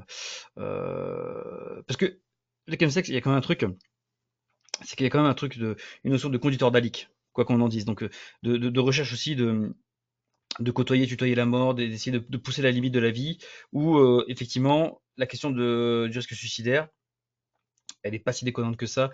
Même chez des personnes où, comme ça, vous vous diriez, il n'y a pas de trouble dépressif, il n'y a pas de problème particulier, posez la question quand même, vous aurez des surprises. Santé sexuelle, antécédent d'IST. Est-ce que la personne est sous PrEP ou pas? Est-ce qu'elle est en capacité de la mettre en œuvre? Parce qu'il y a des chemsexeurs et les chemsexeurs sont plutôt, je crois qu'il y a 40% des chemsexeurs qui sont prepeurs. Donc c'est plutôt des bons élèves, c'est plutôt des bons ambassadeurs, mais je dirais même, qui arrivent à bien prendre la PrEP, hein, donc à bien se protéger contre le VIH, à se prémunir de ce risque. Mais il y en a qui prennent la PrEP et qui la prennent n'importe comment parce qu'en fait ils ont trop consommé et puis ils sont plus eux-mêmes et pendant 72 heures ils vont pas prendre la PrEP. Donc là c'est plus compliqué et il y a un vrai risque. Et après pratique à risque, je pense notamment au FIST, hein, mais pas seulement, d'autres pratiques un peu extrêmes. Voilà. Donc si vous arrivez à avoir ces réponses-là, c'est bien. Après, posez pas la question des pratiques à risque tout de suite. Peut-être laissez parler la personne. Parce qu'en général, quand la personne elle sent que vous êtes un peu même pas forcément calé sur le sujet, mais un peu ouvert sur le sujet. Parce que voilà, pour vous raconter le truc, euh, moi les premières consultes, elles duraient 45 minutes. Voilà, les premières rencontres. Franchement, minimum, je passais une demi-heure où l'usager tourne autour de moi, il me reniflait un peu, et en fait, je perdais une demi-heure où il se passait rien. Mais juste la personne, elle voulait savoir si j'étais apte à recevoir ce qu'il allait me dire. Parce que c'est un peu des dingueries et tout. Donc en fait, déjà, la personne était, bon, est-ce que la personne que j'ai en face de moi, elle va me juger, elle va me critiquer est-ce qu'elle va faire des gros yeux, genre, oh, votre ça voilà. Donc en fait, vraiment, au moins une demi-heure. Je perdais au moins une demi-heure, juste par mon attitude, à discuter machin avec les gens. Et à un moment, il y a une bascule, vous allez voir, il y a une bascule, genre, ouais, bon, ok, la personne est fiable. Allez, hop, je me lance. Et là, vous n'avez même plus besoin de poser les questions. En fait, il va tout vous raconter. Moi, la seule question que je posais au début, c'est que puis-je faire pour vous? Et puis là, bam, hop, et puis ça partait. Et puis en fait, ce qui est cool avec les patients, c'est qu'en fait, ils vous font l'anamnèse de tout et tout. Et puis en fait, si on les écoute assez longtemps, ils vous déroulent tout, quoi. Donc c'est plutôt pas mal. Surtout les chemsexeurs, je sais pas pour les autres types de patients, c'est un peu plus compliqué pour les autres types de patients, mais les chemsexeurs, c'est plutôt cool en termes de récits, d'anamnèse et tout, je trouve. Donc, que faire face à un usager chemsexeur? Donc, on évalue le degré d'urgence, c'est la première étape. Existe-t-il un échappement de la consommation? Donc, la fréquence, il faut proposer un questionnaire. Voilà. Donc, j'ai fait un questionnaire que j'ai proposé à des chemsexeurs durant un week-end chemsex organisé par AIDS. Donc le week-end chemsex, c'est pas un week-end où on fait du chemsex, mais c'est un week-end justement off où on les mettait au vert et puis ils pouvaient justement bénéficier d'interventions non médicamenteuses, du soin, des groupes de parole, pour un peu faire une pause du off et parler de ça. Euh, Moi, je vous le conseille. Euh, alors, je vais te partager autre chose, je pense. Hop, euh, hop, voilà. Et excusez-moi, ça prend juste 2 secondes. Ouais, comment tu captes? Alors, il est bien ce questionnaire, c'est pas parce que j'ai fait. En fait, j'ai fait, mais en fait, c'est un agrégat de choses qui existaient déjà, hein, c'est pas moi, hein. Donc, et puis c'est des questions toutes simples, mais au moins, l'idée, je voulais pas. Euh, Excusez-moi. Je pense est-ce que vous m'entendez toujours, Priscilla? Est-ce que vous pourriez me confirmer que vous m'entendez toujours? Alors oui, oui, on vous entend toujours très bien et Ok, super. effectivement, on voit le questionnaire comment Ok, tu super. KEMS. Comment tu KEMS? Alors, je suis désolé, de toute façon, sur le document que je vous ai envoyé, il y a mes coordonnées, il y a plein de trucs, machin, mais il y a des liens vers ce questionnaire, donc je vous le donne. Voilà, comme ça, vous pourrez l'utiliser. Ce qui est bien avec ce questionnaire, c'est que vous pouvez le faire à deux, avec le chemsexer, ou vous pouvez lui donner comme ça tout seul en disant, bah écoutez, vous n'êtes pas obligé de le faire, mais faites-le si vous avez envie, voilà, vous répondez aux questions que vous avez envie. Ce qui est pas mal, c'est qu'en fait, vous allez voir, ça fait réfléchir, et moi, ce que je faisais, c'est que je le donnais. Je disais, bah voilà, t'es pas obligé de le faire, hein, tu fais si tu veux, machin. Moi, ça me change rien. Et il venait tout seul en disant, bah écoute, ouais, tu vois, Julien, j'ai rempli le truc, je me suis rendu compte de certaines choses. Là, c'est compliqué pour moi, j'ai besoin de parler. Parce que du coup, ça permet de réaliser des choses tout seul. Voilà, donc comment je consomme, vous voyez, comme ça on peut avoir une consommation un petit peu, une photo de la consommation. Quels produits je consomme, ai-je eu des périodes de pause, si oui, combien de temps et combien de temps ont-elles duré, excusez-moi. Euh, Combien je consomme en moyenne dans une session, à quand remonte la dernière fois que j'ai un rapport sexuel sans KEMS, hyper important ça, parce qu'il y a des gens qui vont vous dire ouais bah moi je KEMS, mais par contre oui ben la semaine dernière j'ai eu des rapports sexuels sans ça. C'est pas mal, c'est plutôt un prédicteur positif, hein. Quand les gens ont encore des rapports sexuels sans produit, c'est plutôt pas mal. C'est même très bien. Parce qu'il y en a, enfin, ils vont vous dire ah bah je sais plus. Il y en a qui vont vraiment vous dire je ne sais plus. Ça doit remonter à plus de 2 ans. Ils n'arrivent pas à se souvenir du dernier rapport sexuel qu'ils ont eu sans produit.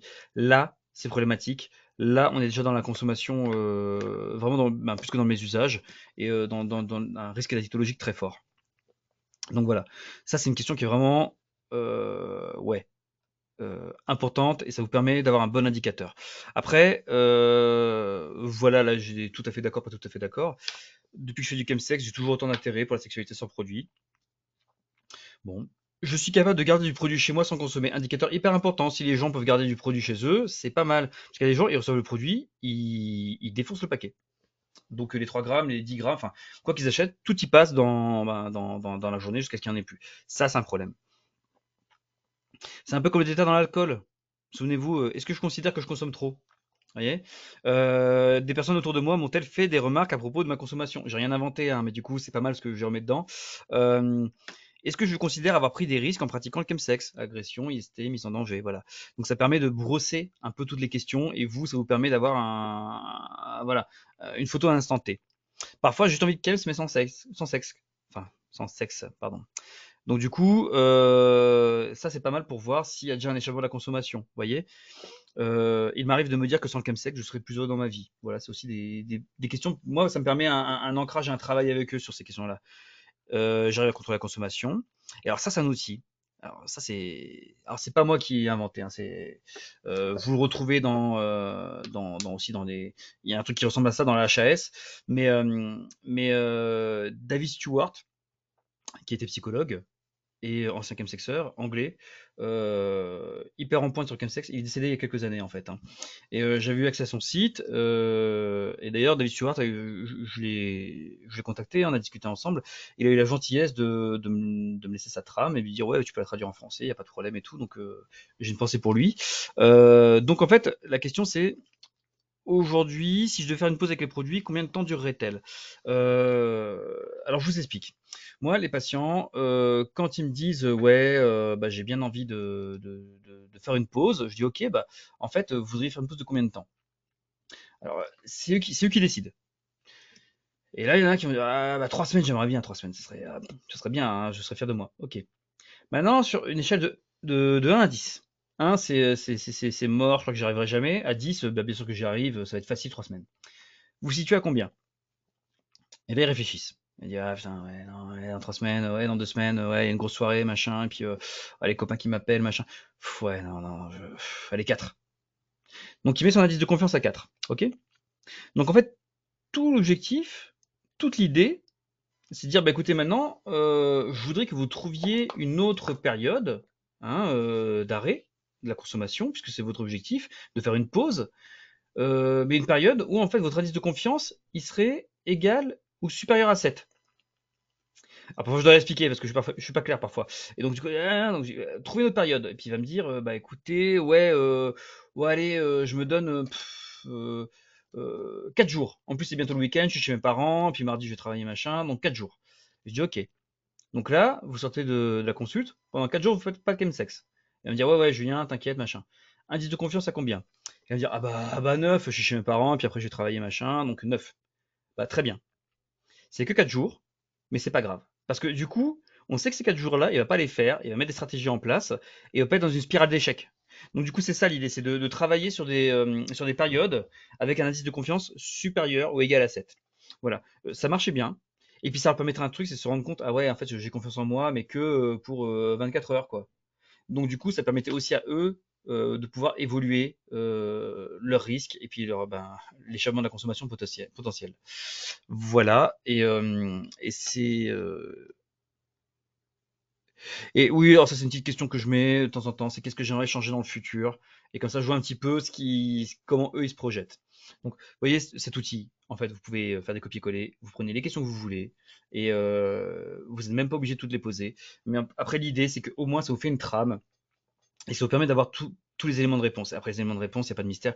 Je sais très bien que vous savez comment les utiliser. Mais ça peut vous aider. Ça, c'est le premier outil. Donc, ça s'appelle Comment tu Kems. Hop.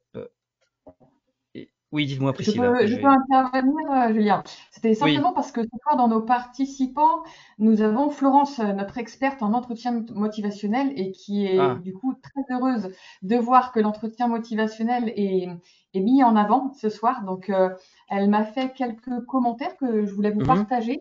Donc là, elle nous disait que vous avez parlé typiquement de la phase d'engagement dans l'entretien motivationnel, notamment en parlant de la relation de confiance. Oui. Voilà. Oui, Donc bah, ensuite, bah. elle nous a parlé également de votre questionnaire. Donc ce questionnaire et intervention brève, c'est un feedback entretien motivationnel à partir du questionnaire qui est très adapté selon elle. Et ensuite, elle nous fait part également de l'échelle de confiance qui est également très entretien motivationnel. Donc vous avez vraiment mis en avance, même si vous n'êtes pas apparemment expert en entretien motivationnel, vous avez bien mis en avant l'entretien Bon, bah, ça motivationnel ce va, j'ai pas soir. dit de bêtises, ça va, tout va bien. Non, Non, mais effectivement, et en fait, voilà. il faut pas, parce que, en fait, dans le chemsex, on se dit, ouais, mais c'est de la santé communautaire, donc il faut, à minima, être gay pour pouvoir, en imaginant qu'en étant gay, bah, les gens vont se confier plus à nous, parce qu'on est soignants gays, ce qui est pas forcément, ce qui est pas vrai, en fait, hein. Vraiment, je vous assure, en fait, on peut être ce qu'on est. Alors, moi, j'avais une philosophie au début, c'est de dire, non, mais je ne dis pas mon orientation sexuelle, parce que comme ça, ils projettent ce qu'ils veulent sur moi, machin. Bon, ça, c'était dans ma tête, mais en fait, les gars avaient tout de suite vu. Enfin, je veux dire, une fois, il y a un patient qui m'a dit, oui, mais Julien, est-ce que vous consommez des produits? Alors, ben voilà, attendez, là, vous projetez des trucs sur moi parce que vous-même vous êtes soignant, machin, donc je désamorce le truc. Il me dit, mais est-ce que vous êtes gay, Julien? Et puis il me regarde, non, ça se voit, vous l'êtes pas, hein. Et j'étais un peu vexé quand même, hein, mais bon. Et effectivement, en fait, ils savent très bien que je suis pas de la communauté. Enfin, voilà, mais en fait, c'est eux qui me font confiance. Enfin, moi, je pense qu'ils ont à me dire, quoi, mais c'est eux qui me font confiance. Et en fait, ils me font pas confiance parce que j'ai une telle orientation sexuelle ou quoi. Ils me font confiance parce qu'à un moment donné, ils savent que ce qui va être déposé, en fait, ça va pas être jugé comme une dinguerie. Et vraiment, mais je vous assure, euh, vous allez voir, vous allez discuter avec eux, et à un moment donné, il va y avoir un point de bascule. Vous allez dire, ah putain, ouais, je vois ce qu'il veut dire là. Parce que c'est un truc genre, ouais, bon, ok, c'est bon, je peux tout raconter. Et une fois que vous avez ça, après, ben, c'est bon, en fait, le reste, c'est parti, quoi. Même si vous n'êtes pas expert du produit, vous allez poser des questions, ils vont vous parler des produits volontiers, ils vont vous expliquer les choses volontiers. Moi, c'est les chemsexeurs qui m'ont appris mon boulot, hein, c'est eux qui m'ont expliqué comment ça fonctionnait, c'est eux qui m'ont expliqué les produits. Enfin, j'ai pas appris ça dans les livres, hein. Les études, c'est vachement bien, ça me permet de donner. Enfin, j'ai une expertise grâce à ça, mais c'est pas dans les études que ça me permet d'avoir un regard clinique avec eux, hein, clairement. Donc voilà, soyez vraiment comme vous êtes, hein, vraiment, qui que vous soyez derrière l'écran, vraiment, ne le cachez pas. Tout ce qu'ils veulent, c'est quelqu'un qui les juge pas. Alors je sais que c'est facile à dire comme ça, mais surtout le non-verbal en fait, hein. Parfois il va lui dire des trucs, ça, mais faut pas le faire. Mais c'est très subtil, mais faut pas le faire. Mais moi aussi au début, moi aussi il y a des choses qui m'ont choqué, hein. D'ailleurs je verbalisais, j'étais ah ouais quand même, c'est ouf votre truc, hein. Ouais c'est vrai Julien, vous avez raison. Non non mais je juge pas, mais bon. Mais voilà. Après et puis c'est une relation qui se tisse, hein. Je veux dire comme avec tous les autres types d'usagers, donc voilà. Si vous voulez, bien, je vais passer à l'autre. Je sais pas, il y avait d'autres questions peut-être? Non, je voulais juste du coup remercier Florence Bah pour ouais, ses merci. petites interventions, c'était sympathique. Merci, je vous laisse continuer, Bah Julien. ouais. Bah ouais, mais je suis content en plus qu'il y a avec nous l'experte en entretien motivationnel parce que moi je ne le suis pas du tout. Et alors, bien sûr, hein, je fais le 4 temps comme ça, mais bon, on n'a pas le temps pour en parler. Mais, euh, mais ouais, vraiment, si vous avez l'occasion, l'entretien motivationnel, c'est vraiment un levier surpuissant. Euh, Après, risque suicidaire, je reviens très vite là-dessus. Maintenant, c'est l'UDR, voilà, urgence, danger, risque. Je pense que c'est important parce que le risque suicidaire, c'est quand même important dans cette communauté-là. Donc, urgence, c'est la personne à tel scénario. Une date, a-t-elle planifié son acte? Quel est son degré de souffrance morale? Degré d'impulsivité, élément précipitant, absence de soutien de bonne qualité. Après, les risques, c'est l'âge, le genre, plutôt des hommes, plutôt, donc voilà, c'est à risque. Effectivement, LGBT, c'est plus à risque aussi. Communication d'une intention suicidaire, antécédents personnels familiaux, troubles psychiatriques et dangerosité, ben, accessibilité du moyen envisagé. Euh, Très sincèrement, je le répète, je le redis, je le répète, je vais pas rester longtemps sur cette slide parce qu'il y a d'autres choses à voir, mais 3114, moi le 3114, je l'ai utilisé pour en ambulatoire pour des patients, notamment des mineurs, des jeunes patients mineurs. Je peux vous dire ils sont géniaux. Moi, j'étais très content de bosser avec eux. Alors, je sais pas si maintenant c'est le cas, mais ça met un peu de temps pour les avoir au téléphone. Par contre, allez, on étale, je dis un peu vulgairement, mais vraiment, ils vous sortent de la sauce. Hein. Ils vous sortent de la sauce. C'est vraiment, ils sont là pour vous aider. Ils sont là pour aider la personne. Ils sont là après. En plus, sur certaines régions, certaines villes, ils font le transfert du dossier.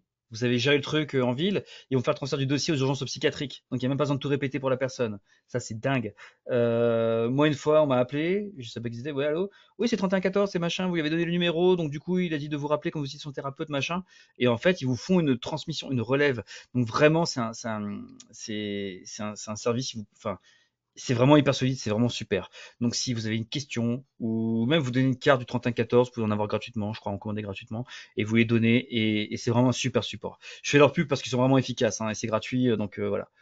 Euh, et ah oui, et le risque suicidaire, n'ayez pas peur. Alors, excusez-moi pour les psychiatres et les psychologues, je pense qu'on a tellement de formations maintenant là-dessus que c'est ok, mais n'ayez pas peur de poser la question, est-ce qu'à un moment donné, la vie est tellement difficile que vous avez voulu mourir? Soit ils vont se moquer de vous, genre, ah non, c'est bon, docteur, c'est bon, ou soit ils vont vous dire oui. Mais si vous disent oui, vous pouvez considérer que vous avez sauvé une vie. Vous ne donnerez jamais envie à une personne de se suicider en lui demandant s'il veut se suicider. Au contraire, vous faites baisser la charge euh, mortifère et vous désamorcez le truc. Posez la question droit dans les yeux correctement. Et pas dire est-ce que vous êtes tristoun machin. Non non, c'est est-ce que vous avez envie de mourir. Et soit il vous dit ah, non, non, non, soit il dit oui c'est vrai j'ai envie de mourir. Voilà. Et en fait il va vous le dire. Donc vraiment n'hésitez pas. Voilà. Je reviens pas dessus parce que c'est pas le sujet du jour, mais j'insiste un petit peu. Euh, donc la phase 2, l'exploration des risques. Donc faire le questionnaire ChemSafe. Alors vous n'êtes pas obligé de faire le questionnaire là aussi. Mais en gros, pour ceux qui se sentent pas à l'aise avec la question du dépistage des risques, parce que c'est pas des experts de la réduction des risques et des dommages, bah, je vais vous montrer un dispositif, enfin dispositif, bien grand mot, un questionnaire. Voilà. Hop. Alors ça c'est plutôt parce qu'en fait c'est tout écrit à côté. Donc ça c'est plutôt un truc que vous lisez tranquillement, ok. Et puis comme ça vous l'apprenez entre guillemets et puis vous savez quoi faire. Il n'y a pas tout décrit dessus, mais c'est pour vous donner quelques réflexes, ok. Ou vous le gardez devant vous et vous posez la question à l'usager. Donc en fait par exemple, si vous dites à l'usager consommez-vous des produits en intranasal ou est-ce que vous signifiez des trucs, il va vous dire oui ou non.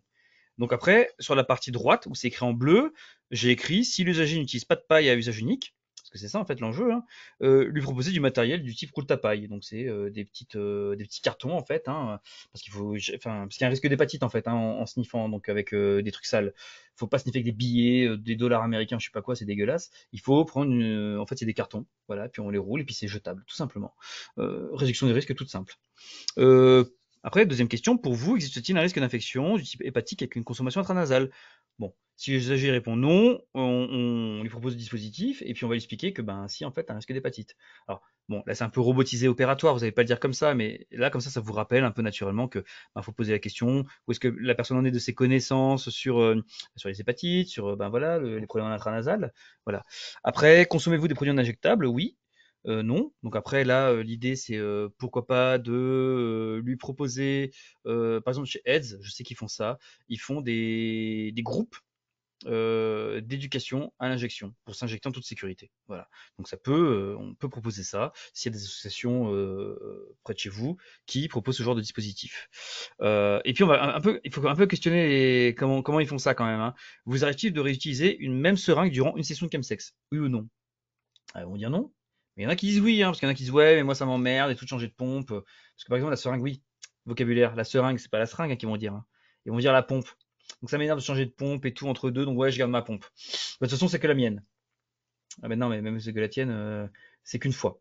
Donc il faut bien expliquer comment s'injecter de manière sûre, proposer un bilan sérologique, ça vous savez faire, et puis proposer du matériel de réduction des risques, notamment en pharmacie du coup.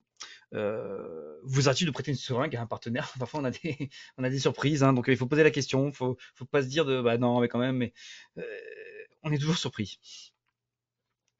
Estimez-vous que vous avez une bonne hydratation durant vos sessions de chemsex? Et donc là, il faut vraiment lui proposer 1 litre toutes les 2 à 3 heures. Voilà, donc il faut vraiment lui expliquer et trouver, bah, peut-être avec l'entretien motivationnel, mais en tout cas qu'il trouve des stratégies qui lui sont propres pour qu'il puisse bah, s'hydrater tout simplement. Euh, Parfois, c'est des trucs cons, hein. Moi, j'ai un chemsexeur j'avais un chemsexeur qui me disait ouais, moi j'aime pas l'eau plate, bah prends l'eau citronnée, qu'est-ce que tu veux que je te dise? Et puis bah du coup, bon, il buvait plus. C'est bête, hein. Parfois, juste ça, quoi. Genre, ah bah non, mais si c'est le gazeuse, mais en fait, je m'en fous, si c'est le gazeuse, tu peux en prendre aussi si tu veux, y a pas de problème. Mais parfois, en fait, il faut vraiment décortiquer le truc, parce que parfois, dans la tête des gens, c'est pas si simple, hein. Pour vous, qu'est-ce qu'une bonne hydratation dans ces situations? Donc, pour voir un petit peu comment il évalue le truc. Avez-vous déjà vécu un G-Haul? Donc effectivement, là aussi, il y a tout un dispositif de réduction des risques au GHB qui peut être proposé par les associations, par les CARUD aussi, hein, qui sont les centres de réduction des risques, on va dire, et de consommation à moindre risque. En première ligne, vous n'êtes pas obligé de savoir tout ça. Vous n'êtes pas obligé. Vous êtes là pour dépister. Euh, vous n'êtes pas des médecins dans les CARU, dans les XAPA, des addictologues. C'est normal. Par contre, vous pouvez à un moment dire bah, écoutez, est-ce que vous seriez d'accord que je vous mette en contact avec cet asso? J'ai une brochure pour vous. Qu'est-ce que vous en pensez? Enfin, et là, vous ouvrez une vraie porte parce que cette porte-là, si c'est pas vous, bah, c'est pas forcément quelqu'un d'autre qui va la faire cette porte, hein. Donc, du coup, c'est ça l'enjeu pour vous. Quelle stratégie d'IST? Bah, ça, je pense que ça, vous êtes au clair là-dessus, mais j'utilise un préservatif, voilà, oui ou non. Je suis sous PrEP, donc voilà, je suis sous TASP. Donc TASP, donc personne séropositive au VIH, mais sous traitement, ok, très bien. Est-ce que vous prenez bien votre traitement au VIH? Si les personnes ont un échappement, enfin de la consommation, qu'ils n'arrivent plus à prendre leur traitement antirétroviral, maintenant ce qui est bien, c'est qu'il y a les injections retard. Donc ça peut être pensé dans le dispositif aussi, c'est peut-être de mettre des personnes sous injection retard pour le VIH. Et je fais régulièrement des sérologies, c'est de voir un petit peu. L'idéal, même s'ils sont pas sous PrEP, c'est de les faire tous les 3 mois, hein, pour ce public-là. La fréquence. Et avez-vous observé un changement inhabituel en termes de santé mentale, donc anxiété, angoisse, tristesse, idées noires, hallucinations, après une consommation de produits? Et là, explorer la question du risque suicidaire, si besoin, proposer une consultation avec un pro de santé mentale. Excusez-moi. Alors, vous voyez, du coup, là, tout ça, bon, je pense que vous savez déjà, en fait, finalement. C'est réorganisé et c'est vraiment, voilà. Soit vous le faites devant le patient avec la petite feuille, mais je vous dis, c'est un peu opératoire. Ou soit vous la gardez les 2-3 premiers entretiens, puis en fait, vous allez voir naturellement, ça va bien se passer, hein. Vraiment, vous le savez déjà, en fait, vous le savez déjà. Donc du coup, l'idée, vraiment, c'est que là, en sortant d'ici, vous regardez un petit peu autour de chez vous, le territoire, un petit peu ce qu'il y a. Est-ce qu'il y a une association AIDS, ENIPS, voilà, est-ce qu'il y a un CARU? De toute façon, j'ai mis 2-3 petits éléments après. Et de voir un petit peu ben, chez qui je peux basculer les gens, quoi. Déjà ça, c'est hyper important. Et puis, ça permettra déjà d'ouvrir une porte et de remettre dans le soin. Et après, s'ils reviennent vous voir, vous pourrez reposer la question, puis même travailler avec eux sur l'entretien motivationnel de l'arrêt, hein, s'ils veulent de l'arrêt ou de la réduction du produit.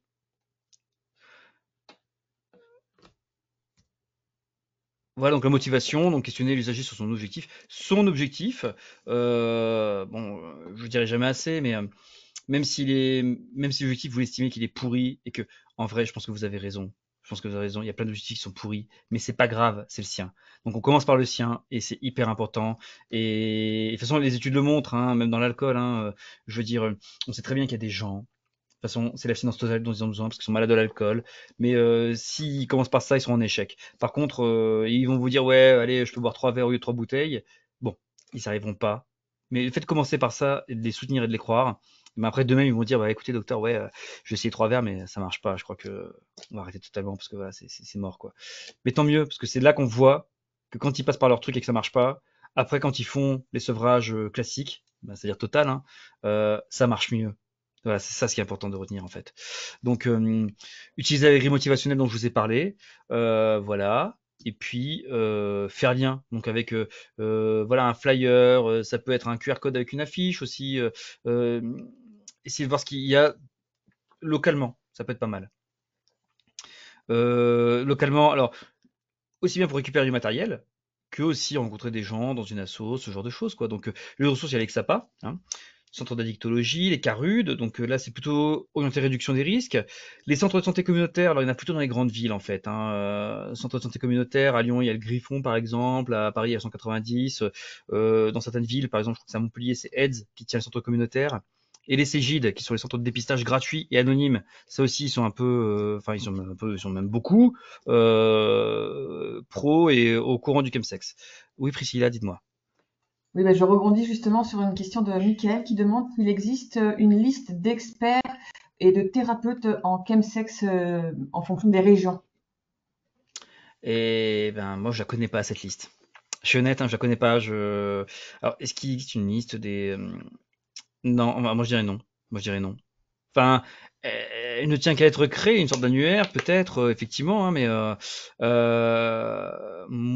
moi, ouais, les experts que je connais, c'est bah, enfin, c'est du bouche à oreille, c'est parce que euh,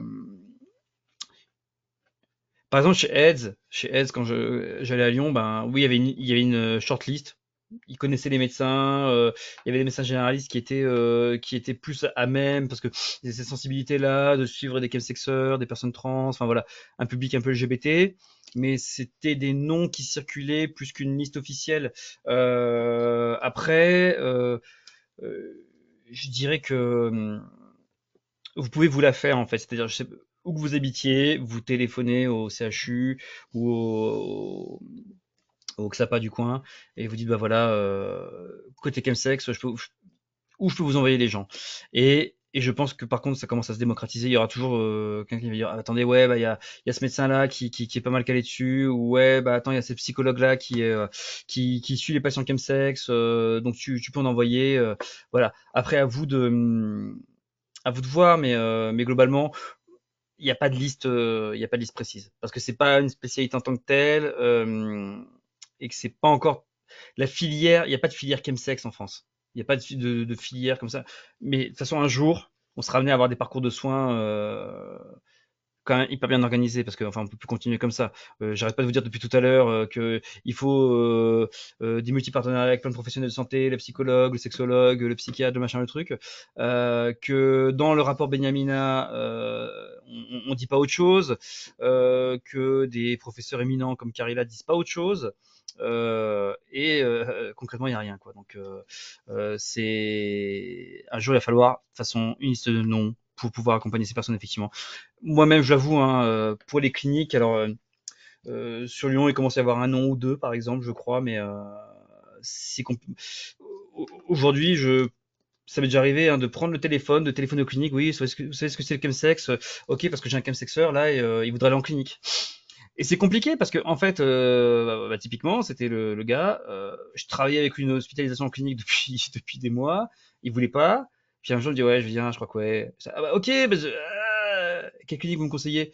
Ah bah bonne question. Je vous remercie de l'avoir posée quoi. Donc bon, donc peut-être c'est de voir en amont, ou peut-être ben ou les sexeurs parfois ils sont assez autonomes. Hein, ils sont allés en clinique et puis ils vous diront.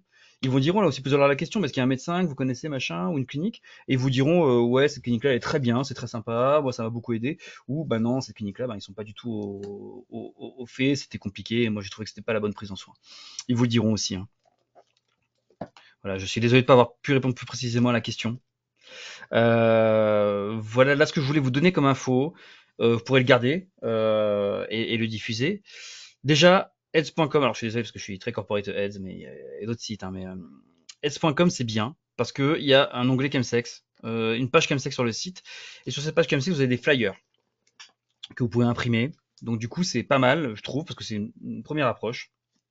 Et en plus il y a une ligne WhatsApp, voilà un 07 qui permet de poser des questions anonymement.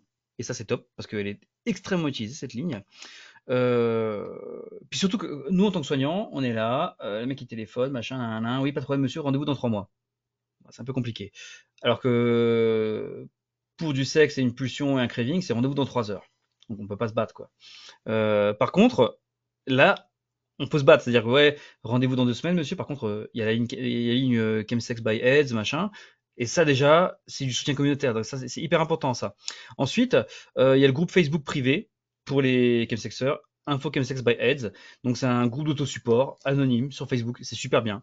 Voilà, c'est de l'autosupport.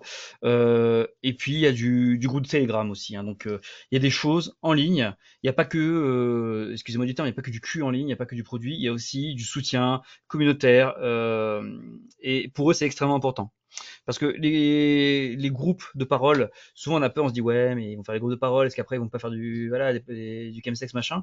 Et en fait non, c'est génial parce que ça leur permet de parler du chemsex sans le faire et d'avoir un groupe de gens où ils partagent un truc mais sans être jugés et sans forcément faire le produit justement. Donc c'est hyper convivial, c'est hyper soutenant pour eux et, euh, et même si c'est du numérique, c'est important pour eux. Donc voilà, donc j'ai remis 31-14, hein. Oui, on va parler un petit peu des traitements rapidement parce que ça aussi c'est important. Donc traitement, ce que j'ai mis entre guillemets indirect parce que c'est pas vraiment les traitements directement sur l'addiction, mais les antipsychotiques, bah, dans les cas psychopharmaco-induites, voilà, ou si c'est un patient par exemple qui a un trouble schizophrénique, mais qui est sexueur aussi, et ben ma foi, les antipsychotiques peuvent avoir un intérêt. Régulateur thymique, vu tout ce que je vous ai dit, voilà, vous comprenez bien que c'est par rapport au trouble bipolaire et que c'est un vrai intérêt. Antidépresseurs, bah, lesquels les ISRS, bah, pour plusieurs raisons, c'est que c'est la recommandation bah, enfin, pour les dépressions, pour les troubles dépressifs caractérisés en première intention, mais aussi parce que les ISRS se retrouvent, on retrouve dans la littérature maintenant, de plus en plus les ISRS, dans les comportements paraphiles et les pulsions sexuelles. Donc ça c'est très intéressant. Regardez un peu la littérature, j'ai pas le temps de faire un truc là-dessus là, mais vraiment aujourd'hui, et notamment dans le trouble pédophilique, hein, on traite en première intention avec la thérapie, en deuxième intention avec des ISRS, avec des très bons résultats. Alors trouble pédophilique, mais aussi trouble de la pulsion sexuelle, trouble paraphile, ou tout ce qui est pansexualité. Donc vraiment, les ISRS dans les années à venir, lumière là-dessus, vraiment. Benzodiazépines, on peut les utiliser, mais attention mes usages. Et les hypnotiques, ben, on peut les utiliser aussi, hein, comme je vous disais, mais attention mes usages. Et la thérapie, la psychothérapie, bien sûr, mais pour traiter d'autres choses que la problématique du chemsex, un mal-être, enfin voilà. Après, la psychothérapie dans sa vie pour étayer enfin, et dépasser ses problématiques. Traitement direct, réduction des risques et des dommages, pédagogie, analyse des produits, empowerment. Groupe de support et d'autosupport, donc soutien communautaire, savoir expérientiel, hyper important parce que dans les groupes de support et d'autosupport, ils vont se partager des astuces, comment bien chemsexer si j'ose dire, comment bien se protéger, voilà les stratégies qu'ils ont mises en place pour se prémunir de certains risques. Donc c'est hyper intéressant. Et traitement de substitution, j'irai vite là-dessus, mais on a quelques articles sur le GHB, donc la substitution par baclofène et par benzodiazépine. Ça marche plutôt bien pour réduire les angoisses. Et les catinones, donc on n'a pas grand-chose pour l'instant. Dans les prochaines années, on réfléchit au bupropion, parce que bupropion, c'est structurellement similaire aux catinones synthétiques, et donc, et en plus il est connu pour ses propriétés effectivement antidépressives, hein, et son potentiel à aider le sevrage tabagique, ça vous le savez déjà, mais a priori ils réfléchissent à utiliser le bupropion dans des études pour casser le craving d'envie de catinone. Voilà, donc à voir, on n'a pas trop de résultats pour l'instant, mais à voir. Voilà, on arrive à la fin, je vous remercie hein, d'avoir tenu aussi longtemps. J'ai dépassé un petit peu, je m'en excuse. Donc voilà, donc je vous laisse mon mail, mon Substack et puis deux trois infos. J'ai mis le site de Heads et de l'ENIPS aussi. Merci d'être resté jusque là, vraiment merci beaucoup, ça me touche et j'espère que je vous ai aidé un petit peu dans votre clinique. Est-ce qu'il y a des questions, Priscilla? Non, non, on a réussi à toutes Non? les Ok, passer au fur et à mesure. Il y a ok, super. des commentaires de remerciements. Par contre, donc l'attention a été très très très bonne, hein. Florence insiste en disant que c'est extraordinairement intéressant d'introduire l'éducation thérapeutique et l'entretien motivationnel ou les approches motivationnelles dans ce cadre. C'est très inspirant. Elle vous remercie beaucoup. Voilà. Donc, ben, merci beaucoup, Julien, pour cette soirée. Bah merci à J'espère vous, hein. que ça a répondu à toutes vos questions. Donc, je voulais juste simplement vous rappeler que vous avez un petit onglet documents. On n'avait pas parlé en début de webinaire, mais dans l'onglet Oui, documents, pardon. vous avez un lien, voilà, vous avez quelque chose à rajouter, Julien, peut-être là-dessus? Non, bah, de toute façon, dans mon document, j'ai mis quoi? J'ai mis, voilà, mon nom, mon prénom, et ça vous le connaissez déjà. J'ai mis deux, trois infos sur moi, mes liens. Et en fait, vous cliquez sur enfin, Si vous êtes sur un téléphone, par exemple, vous pouvez cliquer dessus comme une application et en fait sur le mot et puis en fait vous verrez il y a des liens vers les deux documents que je vous ai montrés. Donc comme ça les documents je vous les donne, vous en faites ce que vous les partagez comme vous voulez, on s'en fout, c'est les vôtres maintenant. Et voilà, appropriez-les-vous. Et puis voilà, si vous dites bah non j'enlève ça, je remets ça, c'est pas grave. Tant qu'il est utilisé, le bon document, le bon outil, c'est celui qui est utilisé. Hein. Donc faites-en ce que vous voulez. Voilà. Bah, merci beaucoup. Je Voilà. rebondis peut-être, il y avait eu une question d'Antoine au tout début. Je lui avais dit qu'on répondrait en off, mais il demandait, il travaille sur une thèse de pharma, notamment sur la RDR, et il souhaitait pouvoir réutiliser certaines de vos diapos. Donc j'ai noté son adresse mail, mais vous pouvez peut-être Oui. lui J'accepte, il n'y a pas répondre, de voilà, problème. Ouais, ouais. Et puis dans ce s'il genre-là. souhaite me contacter, il n'y a pas de problème. Hein, il a mon mail, donc il n'y a pas de souci. J'ai cru voir une question de Sandra Pinel. Hop là! Ah ah. Parce que là, il y a beaucoup, beaucoup de remerciements qui se... Bah, merci à vous, hein, parce que franchement, rester jusqu'à tard ce soir, c'était pas gagné non plus, hein, je veux dire. Et puis bon, bah, de toute façon, merci pour les compliments. Après, je veux dire, j'ai rien inventé. Hein, c'est merci, enfin, à tous ceux qui font ça, hein, parce que enfin, ça c'est pas moi qui le fais. Hein, moi, je fais que compiler les choses. Hein, donc, mais après, c'est à vous, c'est à vous. Voilà, c'est à vous de faire le taf. Hein, je suis désolé. Hein, il n'y a pas assez de consul chemsex, donc c'est vous qui allez devoir le faire. Et d'ailleurs, c'est plutôt cool parce que ça évite de stigmatiser. Comme ça, on le passe en... Alors Sandra qui clappe des mains, parce que je connais Sandra, parce on, on est un peu jumeaux avec Sandra. Elle est aussi infirmière en pratique avancée, elle travaille aussi sur la dictologie. Elle plutôt, d'ailleurs, c'est dans un carré, je crois. Mais j'espère ne pas me tromper, ne pas me tromper. Mais voilà, Sandra est bien au fait aussi de ces questions, donc je la salue et puis. J'avais j'avais peur d'avoir loupé sa question, mais non, effectivement, c'était une fausse manip. Elle voulait certainement nous Oh, saluer. ok, bah voilà, Bon, bah, je la merci salue. beaucoup, Julien. Bah, merci à vous. Et puis bah écoutez, s'il n'y a pas d'autres questions, bah, je vous souhaite une excellente soirée. Méditez tout ça. N'ayez pas peur d'avoir oublié les choses. Ah, je me souviens plus de rien, machin, j'ai tout oublié. C'est pas grave en fait. Vous avez rien oublié. Vous avez rien oublié. Vous allez voir. Déjà, moi je vais finir par un truc. Hein, c'est que je discutais, et je salue d'ailleurs aussi Laurent Luciani, qui est médecin dans un CJ, des sexologues. Et moi, quand j'ai commencé mes consultations sexe, je lui ai dit, mais écoute, je sais pas quoi faire, mais je suis pas professionnel moi. Enfin, qu'est-ce que tu veux? La dicto, machin, j'ai peur. Et il m'a dit, non, mais écoute, déjà, tu les écoutes, c'est déjà tellement, putain, mais, alors, hein, et tout. J'ai pas besoin d'entendre ça, quoi. Enfin, il disait, mais si, déjà, tu les écoutes. Et c'est énorme. Et je croyais pas je croyais pas trop. J'étais, ah, il est gentil avec moi, quoi. Il est sympa. Mais en fait, aujourd'hui, c'est bête, hein, maintenant que j'ai tous les outils, que j'ai un arsenal de trucs, que je peux tenir un webinaire de 2 heures, 3 heures dessus. Euh, et ben en fait, je peux vous le dire maintenant, et c'est moi qui passe pour le vieux con, c'est-à-dire, bah, oui, tant que vous les écoutez, et ben c'est déjà énorme. Alors, bon, vraiment, je vous assure, je vous le garantis. Hein, de toute façon, ça va. Écoutez-les, et puis ce sera un webinaire tous les jours. Vous allez monter en compétence avec eux. Voilà. Merci Bon, beaucoup, allez, cette fois, Julien. j'arrête. C'est gentil, mais les gens restent, écoutent, hein. Mais oui, les gens y Donc, restent.